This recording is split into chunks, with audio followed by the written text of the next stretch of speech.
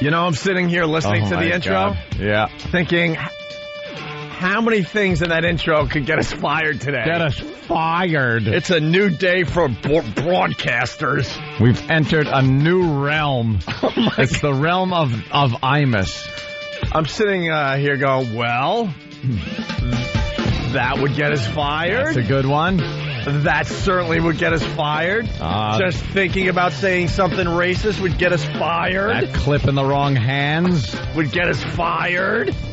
Good morning. Welcome to the Opie and Anthony Show. It's May 7th, 2007. That's right. You're listening to live voices for the first time in like 2 weeks. Everyone can finally calm down. A lot of affiliates very pissed off that we took 2 weeks off. Relax. We were in a different cycle than everybody else. What can I tell you? Sorry. What the hell could we tell you? We needed time off from this crap. This crapola. This garbage. Yeah, we didn't take a vacation for a very long time, and we had to take one, and the spring book started, and that put everyone into a complete panic. The spring book! Radio stations were actually taking us off the air for 2 weeks, just panicking all over the place. Like it matters with how those stupid ratings work anyway. They're not going to complain when we don't take a day off this summer. Yeah. Oh, then it'll be fine. We can't take a day off this summer. We got the O&A Traveling Virus Comedy Tour coming to a city near you soon. Yeah. Nice. But, post-vacation plug-in for the show within 2 minutes. Well, you know what? No, we should start plugging every day. Yeah. The fact that we're heard on XM satellite radio as well. Oh. When our little voices go away for good, we'll still be on XM satellite radio. Right now, we have the most dangerous occupations in the country. Forget about the deadliest catch for the crab people that catch the crabs. Yeah. Radio jocks are amongst the most dangerous jobs. Worse than stuntman? You don't know when you go in if you're even going to have a job or a livelihood or the ability to have a livelihood when you get out. You could be homeless. I was walking in the building with Kenny today, and I'm like, well, let's see if these key cards still work. Yeah. Oh, look, it beeps. And then all the doors, all the locks worked. I'm like, okay, they didn't change the locks. I guess we're still allowed to broadcast because no one from the company is really talking to us. No. We have a new boss in charge. He hasn't even acknowledged that we exist yet. That's never a good sign. Another show here in New York pretty much got fired while we were on vacation for something so ridiculous. I can't sit here and not say anything. It is so silly. You know, what the company did here is they fired Imus over something so ridiculous. I can't even comprehend it. The more time that goes by, I can't comprehend that Imus got fired for saying what he did after 35, 40 years of doing exactly that on the radio. The same thing. And then, the big boss is way upstairs. They fired Imus, and I'm like, oh, that's great. You just empowered everybody with letterhead. Yep, that's what you really did. Gave every little interest group that wants to just jump on the bandwagon and get themselves a little publicity the power to do so, just by running to the newspaper or running to any of the media outlets and saying, hey, this jock said this, we want him fired. And now they're completely empowered because of you see all the press that the Imus situation got. Yeah. And now every single person on the air right now that is just firing up the microphones, it's for the morning radio, has no idea if it's their last day or not. We have no idea. We don't know. We could say something today that gets us taken off the air tomorrow and fired and done. Yeah, I was talking to Super Agent Bob Eatman last night. I'm like, I'm fine. I'm fine with our fate. I'm whatever. Fine. I already know what's going to happen. We're not going to be here. One day we're just not going to be here, and we'll go back to XM satellite radio because I don't have any confidence. We're not going to sit here and filter ourselves and go, boy, are we allowed to talk about lesbians? Are we allowed to talk about Asians? Are we allowed to talk about waterheads? I don't know. I have no idea anymore what's allowed or not allowed. See, that seems to be the biggest problem with this entire situation. It was spelt out by the company and the FCC. Remember, the company actually gave us this whole FCC booklet that we had to sit down and read and make sure we signed it, and then the online test and everything. Yeah. We've entered this new realm where the rules are made up after you screw up. When you say something and they go, "Oh, what? Oh, did you hear what you just said?" No, what'd I say? I didn't break the rules. I know the rules. Yeah. No, new rule today. New rule. You can't say this about them. New rules, because, see, the special interest groups got to the advertisers. Right. And the advertisers are scared S-less, so now we don't know what the rules are anymore. So enjoy your time in the air until we yank you off. JV and Elvis, they do the show after us here in New York. They're gone. I mean, they've been on suspension for 2 weeks, and it's now an indefinite suspension. We all know what that is. And the bit they did, I don't even know. I'm amazed. I'm absolutely amazed. You know, who decided that radio has to be nice? Yeah, where did this come from? That radio has to be nice, but TV shows or movies or any other form of entertainment can take on whatever issues they want, be mean, have a character that's a murderer or a rapist or a racist or homophobic or misogynistic. As long as it's in the context of a movie or television, you're fine. But radio is held to this standard where we have to be nice now. Why do we have to be nice? Yeah. Who says that we're supposed to be nice on the radio? I really want to make some kind of an announcement that really gets some legs and hits the press. I want to put out a press release. Ooh. I want to do what Vince McMahon did for WWF. Okay. Remember in the old days of wrestling, where people watched and actually got into arguments and said, "That's real." No, dude, it's so fake what they're doing. Look, the guy isn't really kicking him. And people believed that it was real, and the violence and everything was real, and the rivalries and everything else. And then Vince finally decided, you know something, screw it. I'm gonna hit the television and say, this is sports entertainment, is what we call it. No, they're not actually connecting to the face, or sometimes they do accidentally. But they're friends, backstage. It's show business. And yes, wrestling itself is not real. I want to go on the record and say, what you hear on this program, there are portions of our personality, just like I would assume in wrestling. Stone Cold Steve Austin doesn't go around opening up cans of whoop ass when he's out to dinner with his kids or something. Do you honestly think Stone Cold just goes around going, "I'm going to open up a can of whoop ass on you" when he's getting Starbucks? Are you trying to say that most of these wrestlers, when their order's not right at a restaurant, they're not pile driving the waitress? Yeah, they're pile driving the waitress. Would that be hysterical? That's exactly what I mean, Ope. No one's getting clotheslined right, because their soup is cold. That's what I'm trying to say. I want to say that although certain parts of our personality are indeed injected into who we are on this program, we do not go around all day long acting like idiots like we do on the air when we're on the radio.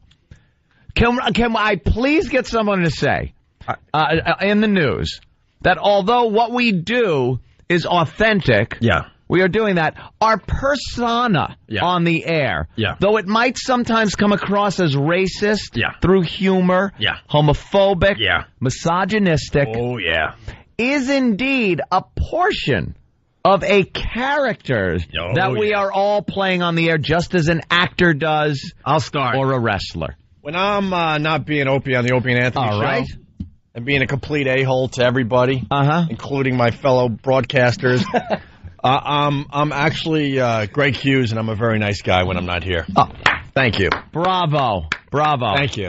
I actually care about animals. I actually give money to the homeless, believe it or not. I make sure they're okay. I take care of my family and my friends. I'm actually a nice guy. All right, I'm going to sit back. Thank you. All right. Let me stand up as Anthony Cumia, not the Anthony in the Opie and Anthony part, and say, I, too, have done my fair share of good deeds that I do. I've actually felt bad watching certain people with afflictions walking down the street. Where it makes me... Oh, yes, Opie, yes. Can I stand up again? Stand up. Actually, that really makes me laugh inside when I see that on the streets. Doesn't it? It makes me laugh. When I authentically feel bad for an elderly person or a person who's a little down on their luck or a handicapped person, and I feel bad because you know why? I'm not at work. I'm not portraying a person, a part of my personality which does have that, like, horrible side. It's called being a human being. I don't think there's one person that has sat in a church during maybe a funeral or a somber event or even a wedding during the vows that hasn't thought an awful thought but hasn't acted upon it. It's part of your persona. Here on our program, we carry through with that. We become that magnified portion of our personality that has that racism, the homophobia, the misogynistic parts of us. But, like Opie has stood up, I stand up and say, too, I guess a secret no one knows about, I've given money to things I read about in the newspaper. And not just the poor little puddin-head girl that got her wheelchair stolen. You gave money to that cause. I sent money to get her a new goddamn wheelchair because I felt so bad for this girl. I have to confess. Yes, Jimmy. This is Jim Norton. I stole her wheelchair. You ass. I paid for that stupid thing. There are events hooked up with a girl had kidney problems. And you read about this in the paper? And no, it was a friend of a friend. And I got involved and helped out the best way I could financially. I thought you only had one kidney. No. That's why we were away for 2 weeks. I have a scar right in my back now. I woke up in a tub of ice, though, in a hotel with a note saying, "Get to a hospital. We've taken your kidney. It's on the black market." Did we actually take 2 weeks off so you could see the stupid Panama Canal, by the way? Yeah. All right. Well, yes, we did. We took off 2 weeks so I could see a ship go up and down. Get back to your kidney story. No, that's about it. I'm just saying I want to do for talk radio what Vince McMahon did for wrestling, which is take that stupid controversy away that we're all actually 100% the people you hear on the air. It is not true in any one personality. Again, not saying that there aren't certain parts of our personality that come through, but... Well, with that said, Steven from Bayshore, man, he kept sharp over break. Hey, Ope, welcome back. It's good to hear you explaining that you're really a nice guy as you scrape a homeless guy's cake from the treads of your shoes. Nice. See? We were on the air. I've walked by that same homeless guy many times without a mic in front of my hand, and what have I done, Anthony? I've handed over cold, hard cash. You know, that this isn't some way to try to justify what we're doing. I'm not... The last thing I want to do is sound like, look how good of a guys we are. My point here is that we should not be held to this standard that for some reason radio broadcasters have been held to. And now are being held to even more stringently, to be nice. No. We are being now held to a standard where we have to be nice and make people feel good. Go screw! Who the hell decided that radio has to be nice? Why? Why does radio, out of any other medium, have to be nice? Why can't we say things that might hurt other people's feelings and be insensitive? Without having a gun put to our heads. Yes, a gun put to our heads in the way where you then have your little group go to the sponsors of the program, and once the sponsors get pulled, the show gets pulled. Instead of what should happen, which is if you suck and don't have ratings and no one wants to hear you, which happens all the time, you lose your sponsors and you lose your show. That's how this business works. Not having some economic terrorists with letterhead going around to your sponsors and ratting you out. They go to your job and just rat you out to your boss for something you said. It's ridiculous. Yeah, we will get let go eventually. This little ploy ain't gonna work. Who's kidding who? We know that. But we're going to have fun while it lasts, I'll tell you that much. Let's have a blast. And I'll tell you a little something for the listeners to have fun with.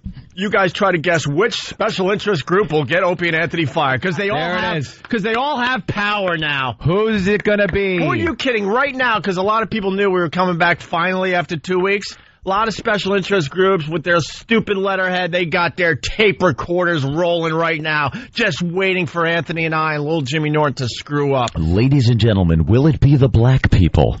Will it be Asians, homosexuals? Lesbians? Will it be women, lesbians? Who will it be that gets the Opie and Anthony show kicked off the air? You try to decide. I hope it's over something so ridiculous that I want a group that comes out of left field. And I just read it in print, and it just makes me laugh and laugh. Parents of Down syndrome children. Wow. That might be the ringer. Boy, have we made fun of those haircuts for years. See, I want it to be something so awful that even our girlfriends go, you deserved to be fired. Good. I'm glad you're fired. So awful that we don't have girlfriends anymore. Yeah, we just have to have sex with each other. Attaboy. Finally, those crackers will come into use. Here's the deal, man. You're listening to, 3 comedians. Some of us are funnier than others. I'll be the one to say that, sure, no problem. But every one of us in this room is a comedian, just trying to make people laugh. There's a reason that Anthony and I and Jimmy, he's been with us for a long time as well. He's just as guilty. That this show has been successful because we do say and do awful things that you think of doing in your own life. We do them to each other, too, by the way. How many times do you hear a fan or a listener come up and go, man, the reason I listen to you guys is because you guys say exactly what I'm feeling. Mm-hmm. No, I refuse to sit here and think that radio has to be nice. Mm-hmm. That's what I'm reading in the New York Times yesterday. We'll get into that. Jacques Steinberg's at it again. And Jacques Steinberg, because he's listening to us all the time. Jacques? He listened to 250 hours of male talk radio since the Imus thing. And he knows that we've been asking for him to come on our show. Yep. We don't hide, Jacques. We want to face you on our program on these very airwaves and have a nice, civil discussion with you about this situation. But what do? You don't do that. You write these half-assed misinformation, out-of-context lines from all these programs and make talk radio sound like just an awful, awful bunch of jackasses.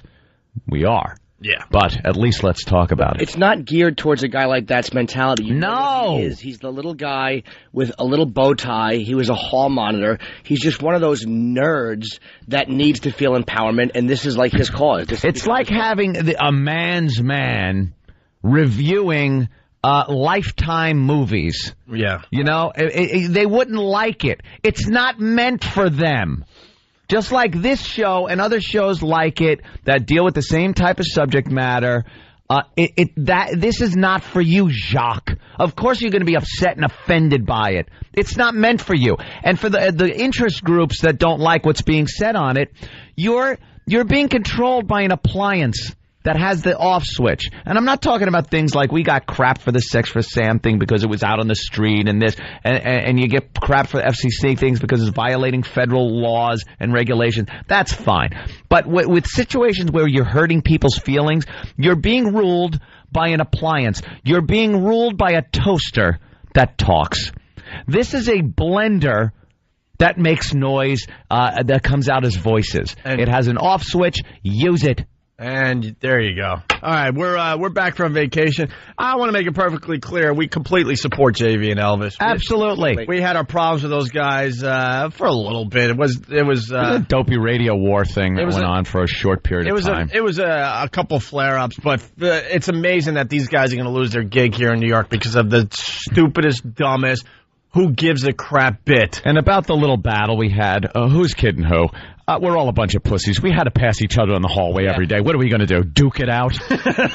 We're leaving to go over to XM. They're coming in here, and we're scrapping in the hallway. Come on. I should have paid better attention because Elvis is a mess, but JV is actually quite strapping. I'm like, wow, I probably wouldn't want to have him punching me in the face. Pick my targets a little better. No, we absolutely support those guys, and it's ridiculous that they're even off the air. It really is. It's really amazing. Okay, we're fired up. We're back from vacation. I want to apologize to West Palm Beach. Sorry you didn't get your Nirvana song in the first 20 minutes of the show. By the way, when we come back, I'm sure you asked, we listened. Because, music is so much more important than what we're saying today. So I apologize to West Palm Beach. You didn't get your Red Hot Chili Peppers and Nirvana and Chemical Romance this morning. Sorry that we had to actually talk for 15, 20 minutes. By the way, it's something called an iPod, if you want that. Look into it. Well, whatever. Maybe we'll get into that. Wait, when we come back, I'm going to make a point. Hey! Whoa, hey now! You're listening to comedians. You're listening to guys that are going to say awful things. We don't feel like doing nice radio. No. We're nice from time to time, but guess what? Radio doesn't have to be nice. No. Good morning. It's good to be back. It's the Opie and Anthony Show. We're live today. It's May 7th, 2007. The O&A virus spreading across America. Our phone number, 1-866-313-FREE. 1-866-313-FREE. Let's say hi to Sal in New Jersey. Sal, what's going on? What's going on, guys? Hey. Good to have you back on the air. Right on, man. I just want to know, why does CBS, set this dangerous tone where everyone's going to end up getting fired? How come they can't just tell these groups to, go, what themselves? They're giving them so much power. I don't understand. Wouldn't that be the best thing? They should just tell them, go screw. An apology should be accepted as that, an apology. We said it during the first break. When CBS fired Imus for doing exactly what he's been doing for 35, 40 years, I said to myself, we're all screwed now because you just empowered all the special interest groups. Yeah. Everyone with letterhead. A prank call, a prank call. CBS, come on. Everyone with letterhead now knows they have power and they could get radio shows kicked off the air. Not only could they get radio shows kicked off the air, they could advance their agenda and get their names in the press. Yeah, all they want to do is pump up their organization more. So this is one of the easiest causes. Oh my God, is this an easy cause? You guys, at this protest we had with the pests and the doghouse fans, these guys were handing out paper that were comparing this prank call to the World War II and what was going on in Nazi Germany. And that just blew my mind that they can't differentiate from World War II. All those travesties and a damn prank call. Travesties, tragedies, all of them. For the rest of the country, it was JV and Elvis. They do the show after us. They did a prank call using computer voice to a Chinese restaurant, a bit that's been done so many times on the radio. I can't even tell you, man. Yeah. There are so many Chinese restaurant prank call bits that have been done for decades on the radio. And I don't even know if we're allowed to say what the computer voice said, but it was honestly... I wouldn't. Honestly, in my world... It was whatever. It was a throwaway. Who cares? But they're beyond pissed. They met with JV and Elvis, and they're still not happy that JV and Elvis apologized a couple times, and that's not good enough. An apology doesn't matter anymore. Once you're past that point where you do something and a group wants you fired, now they set a precedent with the whole Reverend Al thing and Imus, where an apology isn't good enough. When they want you fired, you have to apologize and be fired. Well, because a lot of times it's not even about the apology. I think Sharpton and Jesse Jackson were very, dishonest because that wasn't about Imus and what he said. It was about he said something, so that's their foot in the door, and you can use that to get more black producers, more black people hired. It's a way to get what you want. Yep. That's all it is. It's just a way to get more of what you want. The way that should have been handled in hindsight, Imus apologized on the air. I think that should have done it right there. And the last thing you want to do is give Reverend Al any kind of a stage for him to get up on and start giving him publicity, because that's all he's looked for over the years. Yeah. Tawana Brawley. Remember Tawana Brawley case? Remember that? Come on. But more importantly, the thing we're saying today, because that happened, now every special interest group out there feels like they got power now. And they're gonna try to get things done because they want to see their organization in the paper. Trust me, they want to be the special interest group that gets Opie and Anthony. It's like, hey, we got one. Look who we got. Right. It's like they're fishing and who could get the biggest trout. There you go. So you guys think that these guys will end up being back on the air, or you think they're done? Because this is ridiculous. This is just my opinion. I think they're so done. Based on our own past experiences and how it goes, we've been through the mill a couple of times now, where we get fired, and it's following the game plan to a T. So.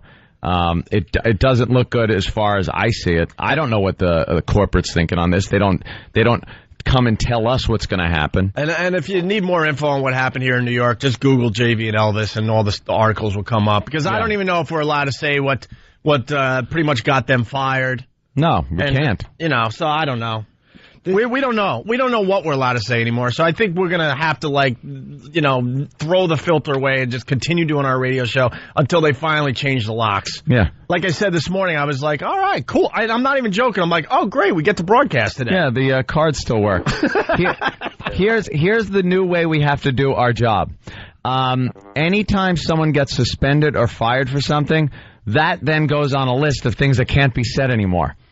But the list isn't made until someone's fired for it. Right. So you never know. It's like this Russian roulette. Every time you walk in, you just hope your show is an empty chamber by the time you clock out at the end of the day. Yeah. But sometimes, blam, you blow your own head off, and then, the next show knows maybe not to use that one. But you know what? The fan sites could have a lot of fun with this. Have a little poll amongst yourselves and guess which special interest group will get the Opie and Anthony show fired. Try not to be so obvious. We're hoping it's a doozy. We're hoping it's an organization. I want a left field one. Yeah, we're hoping it's an organization we had no clue about. No clue. What? First of all, that's an organization. Right. Secondly, they listened to the show, and thirdly, they cared.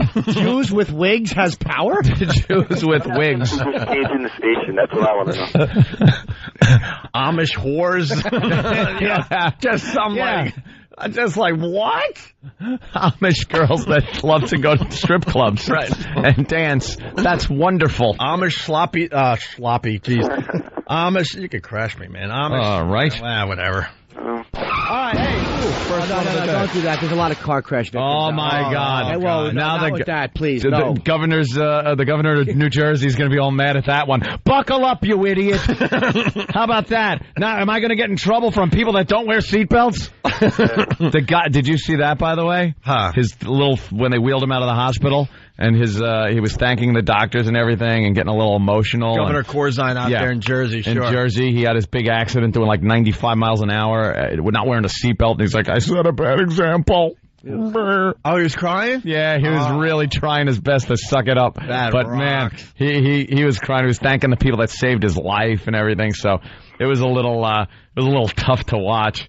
But wear your seatbelt, you dummy. And then I understand that they thought he was going to die, so they had McGreevy come in who was supposed to read his last rites. McGreevy wants to be a priest now, an Episcopalian priest or something like that. Are you kidding? Oh, no. It was on the Post. Yeah, he's like looking into being a priest. The whole country is just finished. McGreevy's lost his mind. His wife's writing a tell-all book. Right. Yeah. When she was standing there, when he announced that he was a gay American, she was looking like, I am being looked at right now as a married woman married to this guy, like I am probably the worst in bed ever. Ever. She walks, you can hear a padlock clanking on her crotch. Just awful. But now she's going to be telling stories about what he used to do and, how I guess this family life they were supposed to have was pretty much him cruising at night. Honey, I'm going out for cigarettes. Yeah, cigarettes. That's it. Where, the rest stop again? Yeah. I'm going to the Price Club. Yeah, Price Club. That's where I'm going. Psst, hello. All right. It's on the other side of the glory hole. Hey, we lost Sal. Let's say hi to Troy in Brooklyn. Troy, what's up? Hey, Frank. Glad to have you back in town. Thank you. Anything else, Troy? Troy. Yeah. What do you got? You're on the air. Speak. Hey, Reverend Al is your pal. He's going to read you guys' last rites. Reverend Al is a pal? Is your pal. Is your pal? He's Okay. going to read your last rites. Do you like us or not? Yeah, I like you. Oh, okay. All right, Troy. Trying to figure that out. Goodbye, Troy. Donna, New York, what's up? Hi guys, how you doing? I just wanted to make 2 quick comments. First of all, I went to the same high school as Swana Burley. I graduated the year that whole thing happened. And what happened? Not only did Reverend Al Sharpton make all those horrible accusations about that whole thing, but he destroyed an innocent man's life and caused a suicide. There was a suicide involved in that whole case because, I mean, not only did they not say they were sorry, but they didn't even pay the money that they lost in the civil lawsuit. To who, Pagonis? Yeah, we never paid him his money. Yeah. The guy's just a shyster. Just stop already. Why entertain this guy? Why let him hold court? Well, why let him come into your establishment and talk about his agenda? When, if you had a respectable leader that wants to come in and actually come in there without this agenda that's pretty much driven by self-promotion, then fine. Let's sit down and have some kind of dialogue about anything. That's fine, man. I love when people call and you could just talk back and forth like that, whether they disagree with you or not. But when you have a guy like that all of a sudden felt this power and then gets in there and makes demands like that, and you have a background like Al Sharpton, you should be ashamed of yourself for even entertaining that man. Yeah. Hey, Donna, you also want to say, why is it okay for TV to make fun but not radio? Yeah, well, you know what? Last night on the SNL thing in the 90s, they had a clip of George Bush, the father, on there, and he was basically saying they do skits, they make fun of me all the time, they do all these things. And how come it's really pretty much okay with the president of the United States to say stupid, kind of almost on the borderline things, but something stupid as a Chinese prank phone call, that's just ridiculous. It's complete, different standards. I mean, radio guys, unfortunately, we're pariah. We suck. We're the worst human beings, but you do the exact same type of humor on TV and it's completely fine. Because for some reason, people out there don't understand that comedians could actually be on the radio. The radio. And we're held to this standard that Edward R. Murrow was held to. Edward R. Murrow would get on the air and speak and give the news and opinions and talk about things. And you fast forward now, I don't know how many years, 50 years, and all of a sudden we are held to the same standards. It's like holding a show like Rescue Me to the same standards as network news. It's not. First of all, Rescue Me, I give more credibility to than network news. But it's different. Why on the radio can't you have a comedy program that is based on off-color jokes, dark humor, things like that? Why is it being held to this standard where we have to be nice to everybody? Give me a goddamn answer. I want an answer as to why we have to be held to this standard. It's when things are said in humor. It's not even just radio, because that SNL sketch you're pointing out with George Bush, he's still a safe target on radio. It's when you say things in humor, people have the problem with it. TV there's a lot of things they can't do on television. A lot of things they'd probably like to do that they can't do because it might offend somebody. It's only when you say things in humor. To play a rapist, to play a pedophile is acceptable. To make fun of one of those situations is not. It's right. silly. No matter what the context. There's a thing in the paper here. I just wanted to real quick quote. This is the article in the Post. Killer made sick 9/11 joke. An insurance agent, he's accused of killing people for their life insurance policies, joked about how rich he'd be if Osama bin Laden had directed a plane towards the Richmond Hills section of Queens. The guy is a killer. He's murdering people. And they're quoting the fact that he made a tasteless joke. A tasteless joke. Who cares? That draws more attention and more anger than the fact that he's a murderer. He made a sick joke. And that's what they're talking about in the paper. That's how revolting we are about the spoken word. What silly. A twisted place this is becoming. I never thought I'd see something change so much in my lifetime. Where in a very short period of time, as a matter of fact. I mean, we went through the phases of the when we got fired, and then the Janet Jackson episode. Now the Imus thing. We're going into this realm of you gotta watch what the hell you're even thinking. We're going back into the 50s, man. We need a new summer of love. Come on, let's get groovy again. We need the acid test. Yeah. It's really becoming this whole communist witch hunt atmosphere. Remember the McCarthy hearings and stuff like that? It's getting like that, but with with the way you talk, with the just your freedom of speech. Paul from Long Island's going to drill the point home. This is the perfect example. Go ahead, Paul. Hey, I'm on the air, right? Yes. Yes, you're Turn on down the here, radio, sir. buddy. If you're on hold, you got to turn down the radio. Let's go. How the hell is South Park able to get away with everything that they say and that they do on this show? Like when they had the guy, the nigger guy episode. How are they able to get away with that? Because it's a cartoon, sir. And in our sorry, hold on, sir. I'm answering your question. I mean, I'm not saying I agree with them. I'm telling you why. Because it's a cartoon. In our idiotic society, it's safe to allow a cartoon to say certain things because it kind of alleviates us the guilt of thinking it. Do you understand? When you allow a person to say certain things, that's kind of a reflection of you and your mentality. But when you allow a cartoon to say it, for some reason, that's just doesn't seem like it's. You know what else? I've seen a lot of the most controversial episodes of South Park, and what they try to also do is they make this poignant statement by using these awful words and stereotypes and everything. They wrap it up at the end with why they use those words. It really makes a point, and I think that's kind of saved them a little bit. More importantly, why don't we turn ourselves into cartoons? Hey, we're cartoons.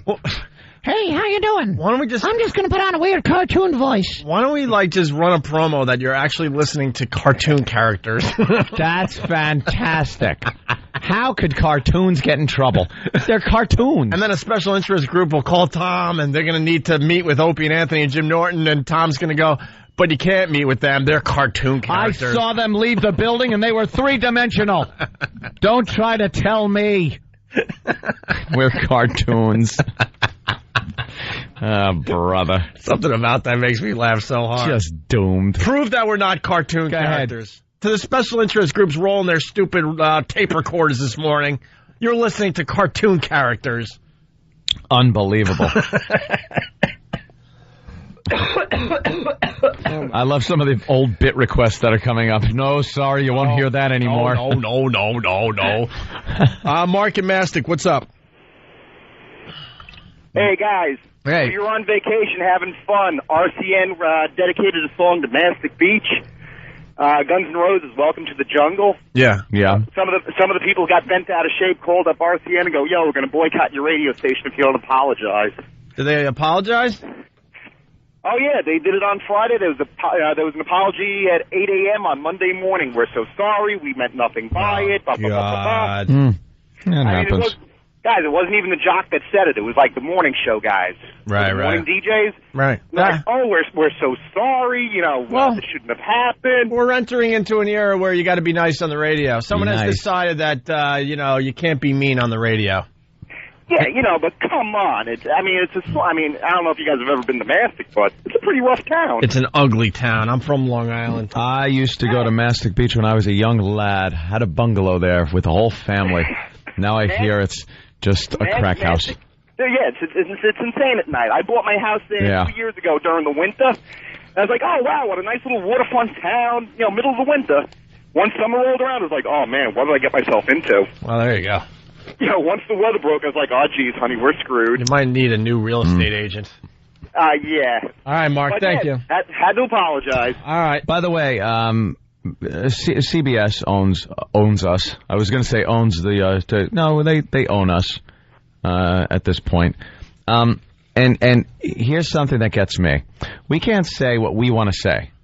A lot of things based in humor. Yet I just saw a promo for something that's going to be on CBS, Channel 2 here in New York. Other CBS affiliates, I believe, are going to carry it, where they're giving Son of Sam a huge interview. They're letting him sit there and talk. This is a guy who should be rotting in prison in anonymity because all this guy ever wanted was attention. And they are opening up their airwaves and letting him say whatever the hell he wants from behind bars. Son of Sam, murderer, and they're giving him any airtime is despicable. More importantly, what else does he have to say at this point? I know. God. Shave the mustache. He should have just been executed. He shouldn't be speaking anymore. Yeah, and that, again, if you want to go into a whole other different subject, the stupid death penalty thing, and life in prison, it becomes just your life. That's all. It's not as horrible as everyone makes it out to be because you're still breathing. It's part of your life. And now you got CBS News cameras coming in and letting you voice your opinion on everything, on what you want to talk about. Yeah, what does he have to say? Who cares? The guy shouldn't be given any opportunity to address the nation on his feelings on anything. The guy should be in some kind of ancient medieval prison rotting away, and they're opening up their CBS airwaves and giving him all the freedom he wants to say what he wants, yet we have to watch every goddamn word that comes out of our mouths because we might hurt or offend somebody. This guy shot people in the head. I'm saying, why aren't the advertisers upset at that? Right. Where are the advertisers pulling advertising because they're opening up their airwaves and letting this animal speak out? Give me a break. What a topsy-turvy world we live in. Easy. If I could put it in those terms. Well, now that you're a cartoon character, that's perfect, though. Topsy-turvy. Let me tell you something. I don't agree. He shouldn't be on the air. Hoo-hoo. I can say anything like this, and it's okay, because I'm a cartoon, don't you know?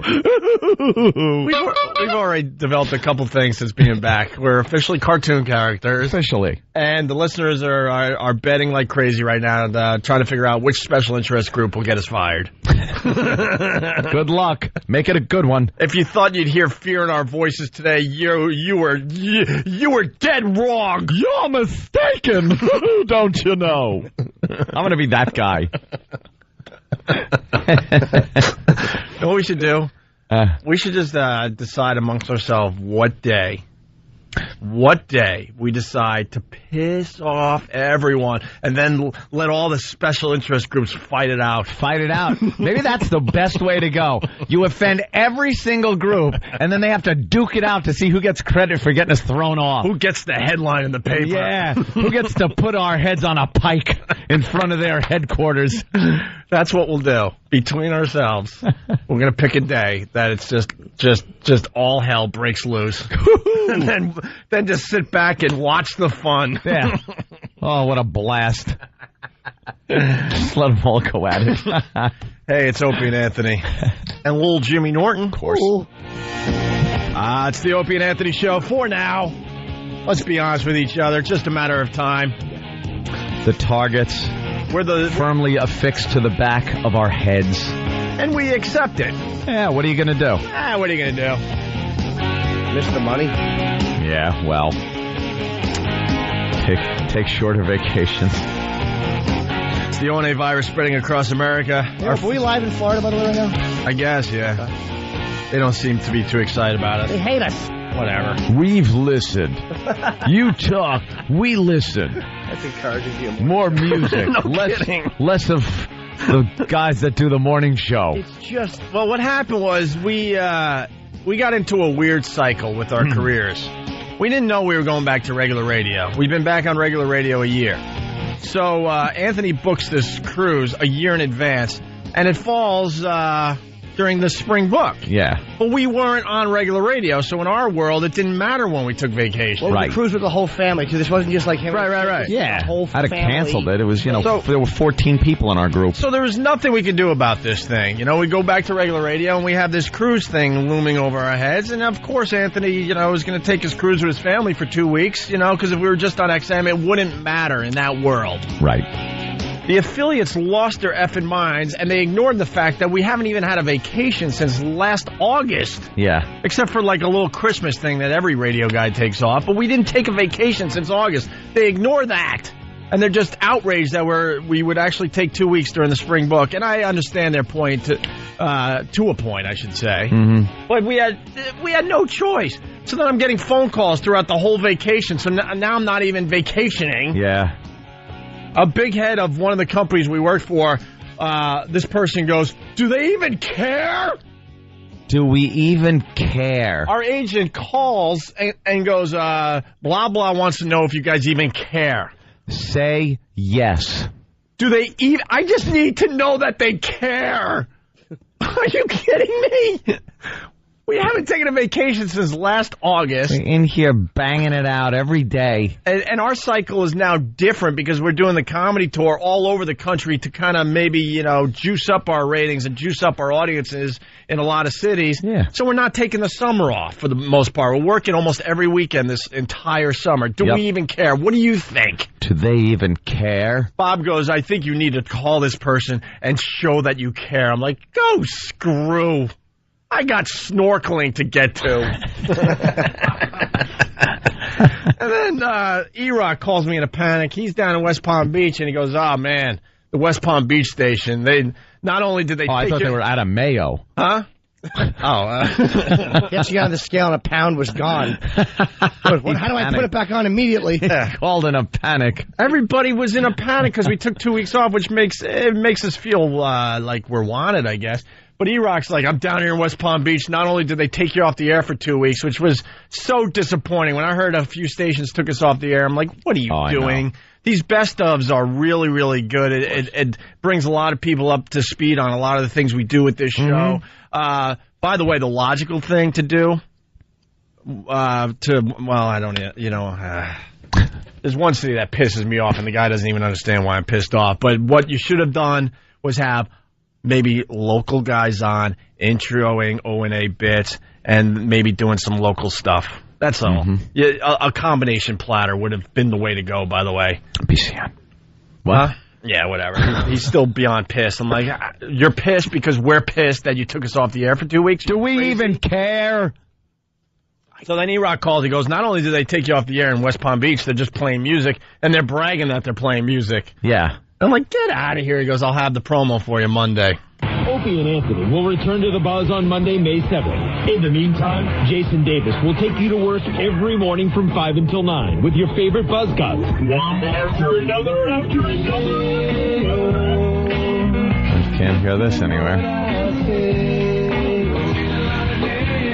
Oh, love this one. What? Here is this. All right. You ask, we answer, with less talk and more rock in the morning. This is Florida's new rock alternative. How many people are asking? The Buzz. That's the way they're talking about their morning show when we're off. You asked, we answered. More rock, less talk. Less of those idiots that you've had on the air. Nothing makes you feel good about what you do than that. Thank you, West Palm Beach. Thank you. Did they really ask for 15-year-old songs? Is that what it is? You asked for 15-year-old songs, and we answered yes. They just played every song that is on everyone's iPod. Jesus. I thought me and Opie were back at AAF. We just got replaced by a jukebox. Man, that makes us feel real good today. But you asked. We answered. We answered. We built a time machine so you could go back to 93. Less talk in the morning. So what happened? You stopped listening today? Yeah. What? God, why don't you just be honest about it, man? Does anybody in this business just tell the truth about how they feel? Come on, man. Wow. I don't know. Thanks for the support. Thank you. A lack of honesty in this business. Thanks for the support. That makes us feel good. Yeah. Less talk, more rock. Basically, we think Opie and Anthony suck, but it wasn't our choice to put them on our station. You should have seen their homepage. I looked at it, and there was a big thing advertising what was going to be on after Opie and Anthony, and that's how you guys are mentioned. After Opie and Anthony. It's like Opie and Anthony are tiny, but the thing coming on after is mentioned. Opie and Anthony. And then, all day long. We're replacing Opie and Anthony this week. You don't want to hear them. But you asked, and we listened. So now, the Gin Blossoms. The Gin Blossoms? They play Chemical Romance and other things, too, but... Stop. Boy, thanks, guys. That makes us feel confident in what we're doing. Here it is. It's probably 8 inches high. It says, the 90s at 9, and then under it. I have to move towards the monitor to read this. I can't see it. Weekday mornings, 9 to 10, 9 to 11, immediately following Opie and Anthony. That's That's your play. God, it's the smallest font possible. It's a picture of Kurt Cobain and some other guys who I should know, but Smashing I don't. Pumpkins and Eddie Vedder and that's Lane. The 90s at 9. Yeah. They're just promoting what's on after the show. After us. Oh Boy. That's good. Where's the Oni on the homepage? Where's the Oni? I just want to find it. Hey, there you we have are. to scroll all the way to the bottom left. Oh, that's the worst thing I've ever seen. We're right by the little thing that tells you what server the page is actually on. Take the Buzz Music survey, and then you guys are to the left. What's on 90s at 9? And they ran the promo every day. Oh, that's Less great. talk, more rock. You asked. They said you asked for it. You asked, we listened. If they had the balls, this is the promo they would have put on while we're gone. Thank God they're off for 2 weeks. Let me explain what's going on here. The company forced us to take this awful show called Opie and Anthony. We hate them. We hate them. We have no choice. But now that they're gone for 2 weeks, we're going to replace them with music because that's what we really want in the morning. We really want to do. And that's probably what's going to happen eventually. Yeah, we know that. Probably not eventually. Probably sooner than later. Yeah. Probably today. Probably. After this break. Whatever, dude. Just whatever. Who cares? Do they care? That's the one that really pissed me off. I'm like, really? You don't think we care? Are you kidding me? We flew out to do Jay Leno 2 days before Christmas. Yeah. You don't think we care? The promo was the only mention. Why wouldn't you just have, again, local guys doing wraparound? That'd be a great idea. But why would you? You asked, we answered. Wow, you asked and we answered. Less talk, more rock. We got replaced by a jukebox. But it's like, how do you just smash your morning show like that? It's like, then just replace the show if that's what you got to do. But don't be so passive aggressive about it. Yeah. It's silly. They were forced to take us. I know they were, and they'll probably get rid of us soon because the new guy in charge is giving the local stations a lot more power. So have fun, do what you want, whatever. What am I going to say about it? Yeah, XM. Yeah, yeah. Don't forget when we do get kicked off. When we do get kicked off, we will get kicked off a bunch of stations in the coming months. It's obvious to me. We'll be on XM if you care. If you don't, whatever. My apologies. Whatever. Listen to the new guys. What can I tell you? My apologies to those things I've said about ELO and the XM crew when we're riding high and mighty here. I didn't mean it. I was only joking. I was only joking before the big change. Yeah. My God. Anyway. What a great atmosphere to have to work in with this looming thundercloud over your head. Watch what you say. I was depressed, man. Time of day. The whole 2 weeks, like all these things are happening. I mean, I can't mention my stupid Caroline's Day coming up this week. It's silly. When would that be? I don't want to talk about Thursday through Sunday this week. Who cares? Caroline is furious at me because I didn't run a promo on it. Oh. We're paying you, stupid. I'm like, no. Whatever. You're going to sell out, man. It's New York. Artistically, yes. I will. You watch how PC I make my act. I'm going to hyphenate everything. Hey, by the way, congratulations to the Buffalo Sabres. I couldn't be happier for the Buffalo Sabres. Buffalo. Taking out Tom Chiusano's stupid Rangers. Tom came in putting his tie on, and he was actually standing on a little stool, and he was trying to adjust the other end to a beam. I've never seen Tom so depressed before. Colorful tie, sad man. You don't care. Oh, that was a colorful tie, wasn't it? Can I tell you something about Tom? And this is what I could say 30 things about that tie that would have us fired by maybe 15 minutes from now. That tie, let's just say this, that tie should be mounting another tie of the same gender. You know what I love about Tom? He don't care. No. All hell's breaking loose around him. He's losing shows here and there, and he just keeps on selling whatever crap is on the station. He don't care. If this turns into a light FM, he'll still sell it. He'll be here. He won't be affected. Because he's good at what he does. He cares about his Rangers way more than he cares about Free FM here in New York City. And the Sabres kicked the Rangers' ass. And I say Sabres all the way, man. Absolutely. Yeah. And by the way, Buffalo was beyond kind to us, gave us unbelievable ratings. My God, I looked at those. I thought it was a mistake. Oh. Did you really? No. Oh. I knew we were big in Buffalo. At least 1 out of 25 cities were good. Right. Could always go up to Buffalo. Good ones. I know we had a few. Pleasantly surprised. If I have to live in Buffalo, I will shoot myself. I was there. It's all right. No, it's all right. It's not. I don't mind Buffalo. It's too cold. The people are nicer there, though. Yeah, it's the One virus. We're very happy to be back. We were very happy that our keys still work today. Yeah. No joke. I'm like, one of these days it's going to be like, you can just go home today. Yeah. Guys. We're changing formats. Yeah. And we don't want you to continue. Yeah. That's what I'm thinking is going to happen. Take it easy. You don't think we're going to get the boot from saying something and having some group? I think eventually we do get the boot for saying something stupid, and I just hope it's something really, really funny and ridiculous. I hope it's really funny and it's a real stupid group. Well, the special interest groups, congratulations. You guys have all the power now. Yep. You control radio. Congratulations. That's what they accomplished by firing Imus. They gave everybody with a letterhead power. Lots of power to just have people thrown off if they say things that hurt their little feelings. We were hurt. There's a difference between making jokes about stereotypes, things like that, and hate speech. They love classifying everything now as, that's the new catchphrase, hate speech. There's such an easy distinction between humor that is a little off color, a little racial humor, sexual humor, and hate speech. Of course. You know, and it only makes the I think it takes away from the actual hate speech, you know? When you get something that's actual hate speech, you know it. Not when it's a joke. Yeah.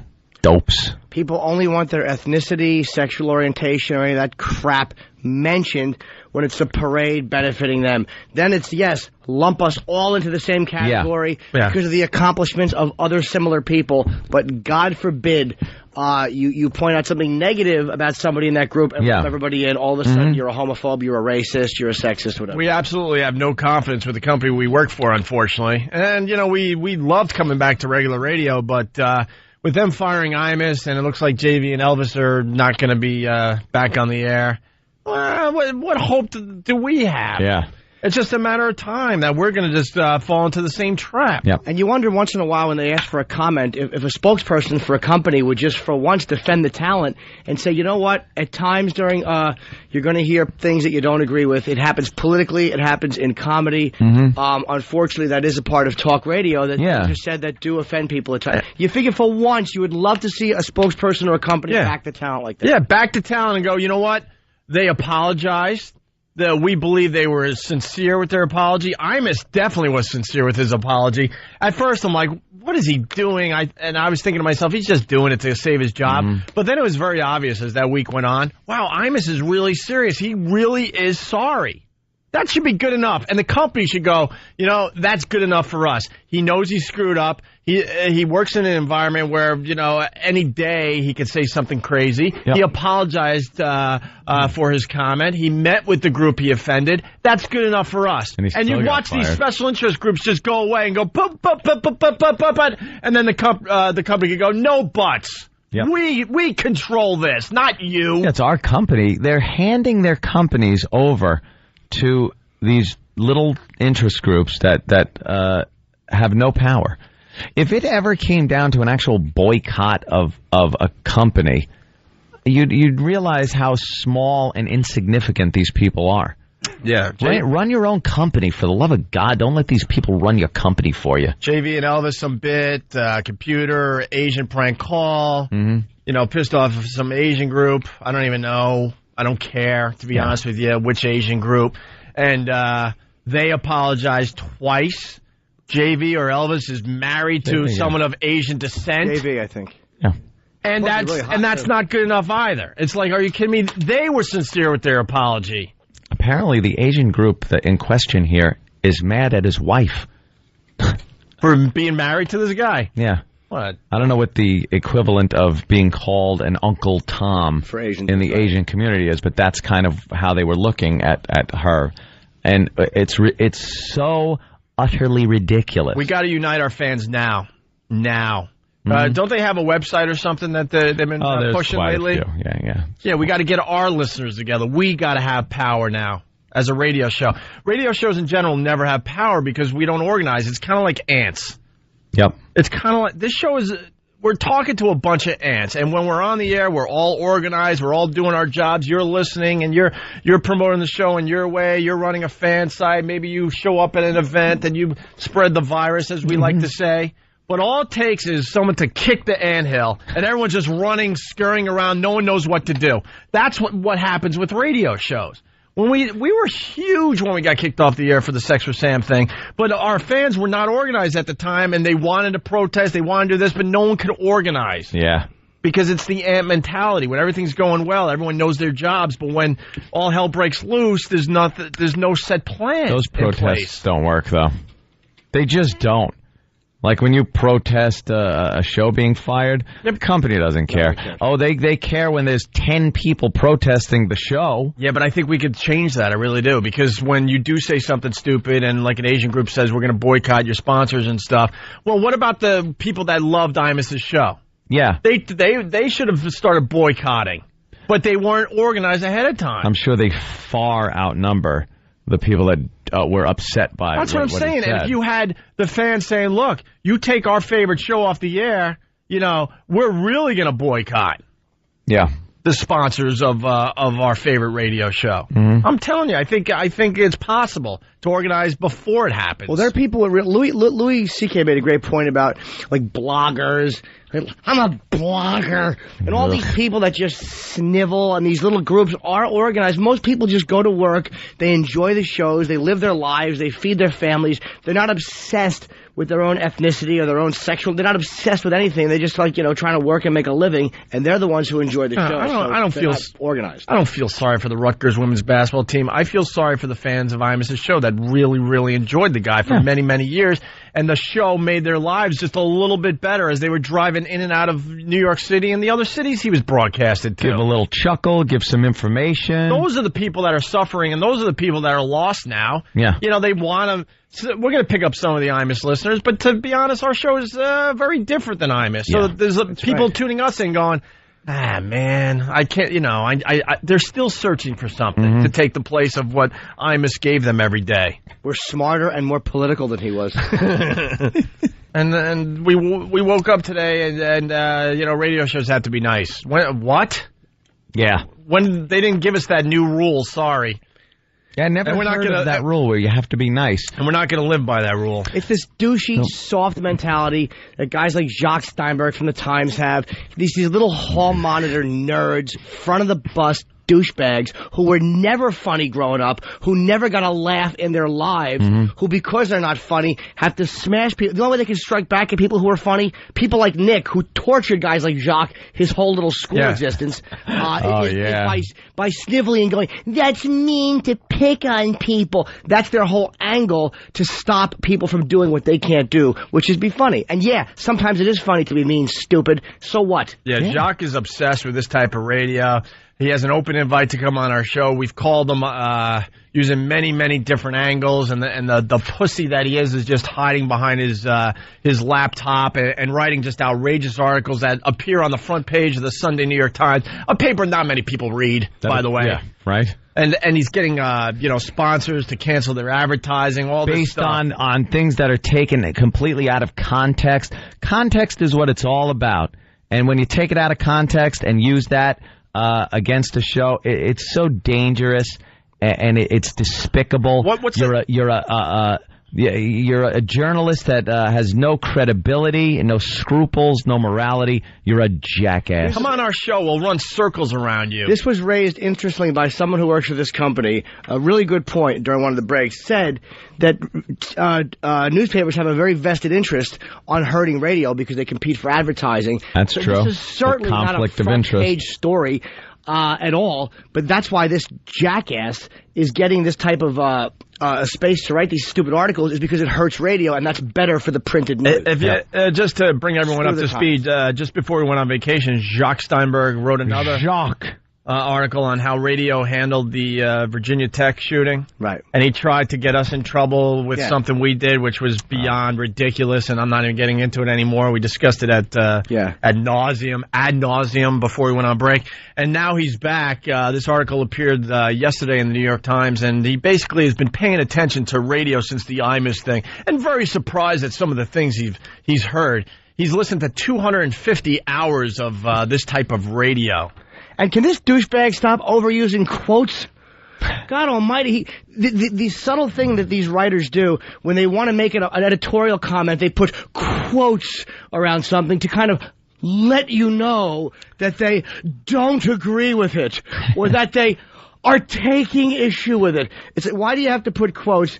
One line he wrote, it was about Nick DiPaolo, that enough Native Americans drank to make them fair game for a joke. A, I agree with Nick, and B, he put that enough, he put quotes around enough. Enough. Why?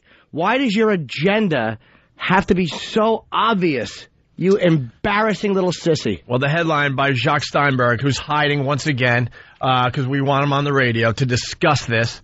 Shock Radio shrugs at Imus's fall and roughs up the usual victims. Right there, that's his agenda. Roughs up the usual victims.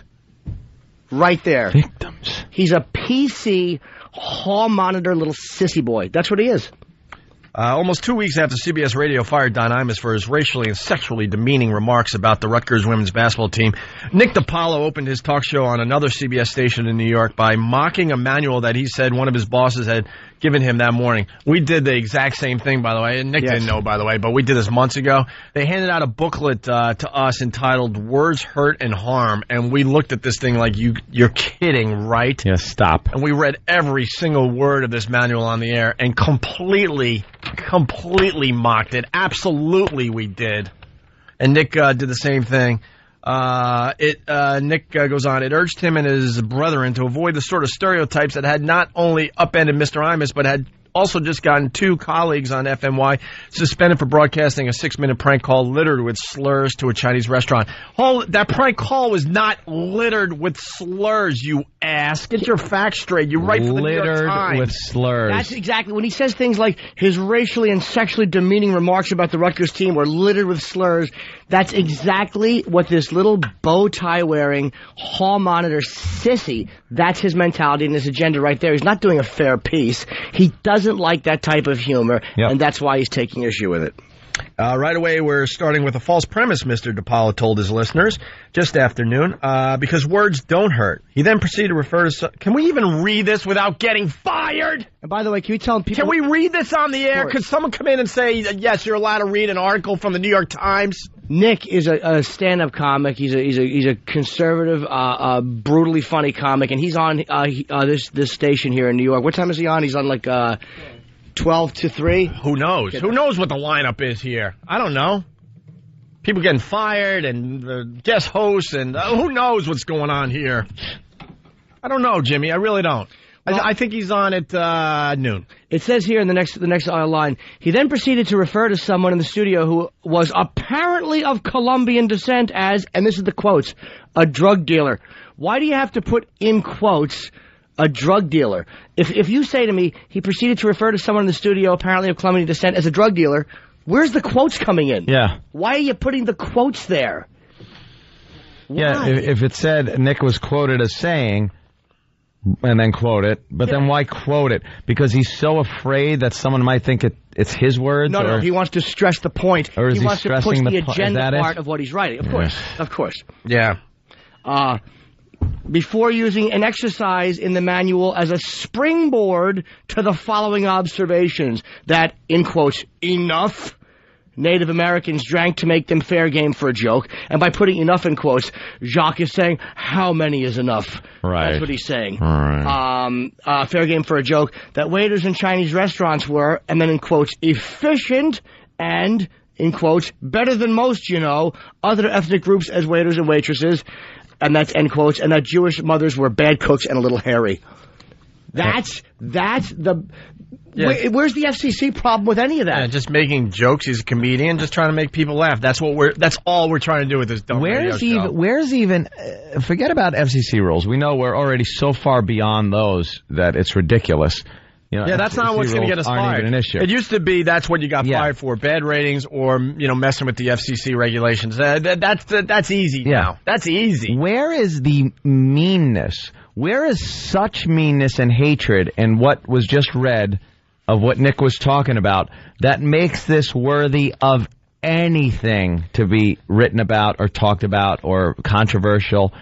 There's nothing in here that's mean-spirited enough. Of course not. This guy's a bow tie wearing whore who is just doing the dirty duty of the newspapers, which is basically to knock radio down a little bit because then people want to advertise in the paper as opposed to radio. Yeah, there you go. Scumbag. And it goes on and on and on and on and on and on and on and on. But then Jacques has to go after us. After being told of Mr. DePaulo's comments, for example, officials of the New York State Lottery said they had decided to discontinue all advertising on the show. Now, so we hear it's something different? We have heard it's something different. It's not the New York State Lottery? But Jacques decided to really try to get shows kicked off the air and shows in trouble. He actually took, it sounds like, audio and brought it to advertisers. This douchebag that will not come on our show. Trying to create a story, not trying to get to the facts. Right. Let me make the story. Create a story because A, he has the newspaper's interest at heart for that reason, which he's not talking about, and B, he wants something to write about. He needs to be heard. And then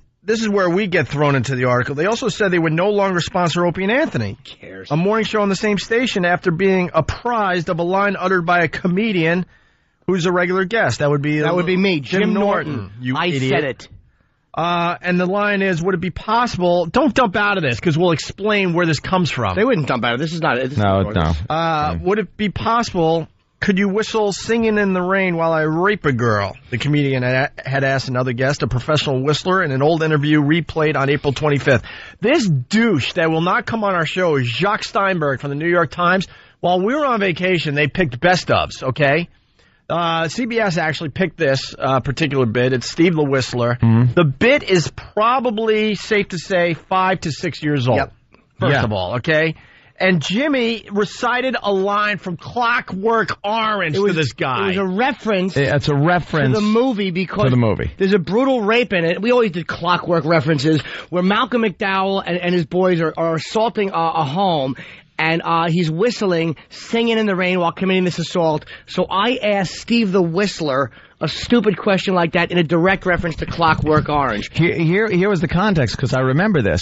It was such an uncomfortable, awful interview with this guy that line was thrown in to spice up the moment, to make it funny, and it was a reference to Clockwork Orange, where a rape is going on in the movie, and Singing in the Rain is being performed. And I'm not gonna even hide behind Clockwork Orange. I did take something brutal and make fun of it. Yeah. Yep. I'm a comic. That's what I do. Right. Just like the way you whores in the newspapers take disgusting things and print them a certain way to make your living. Well, I take disgusting things and address them a certain way to make my living. Well, here's the problem with this article. Jacques Steinberg doesn't explain where this line comes from. Where it comes from, why it was in there. Out of context, and that's what they're doing these days to get shows like ours in deep trouble. In very deep trouble. Because you read that, you're like, oh my God. Who would, oh my God. It also but he doesn't explain that the bit, first of all, is 5 or 6 years old. Maybe we've learned since then. Maybe. I don't know.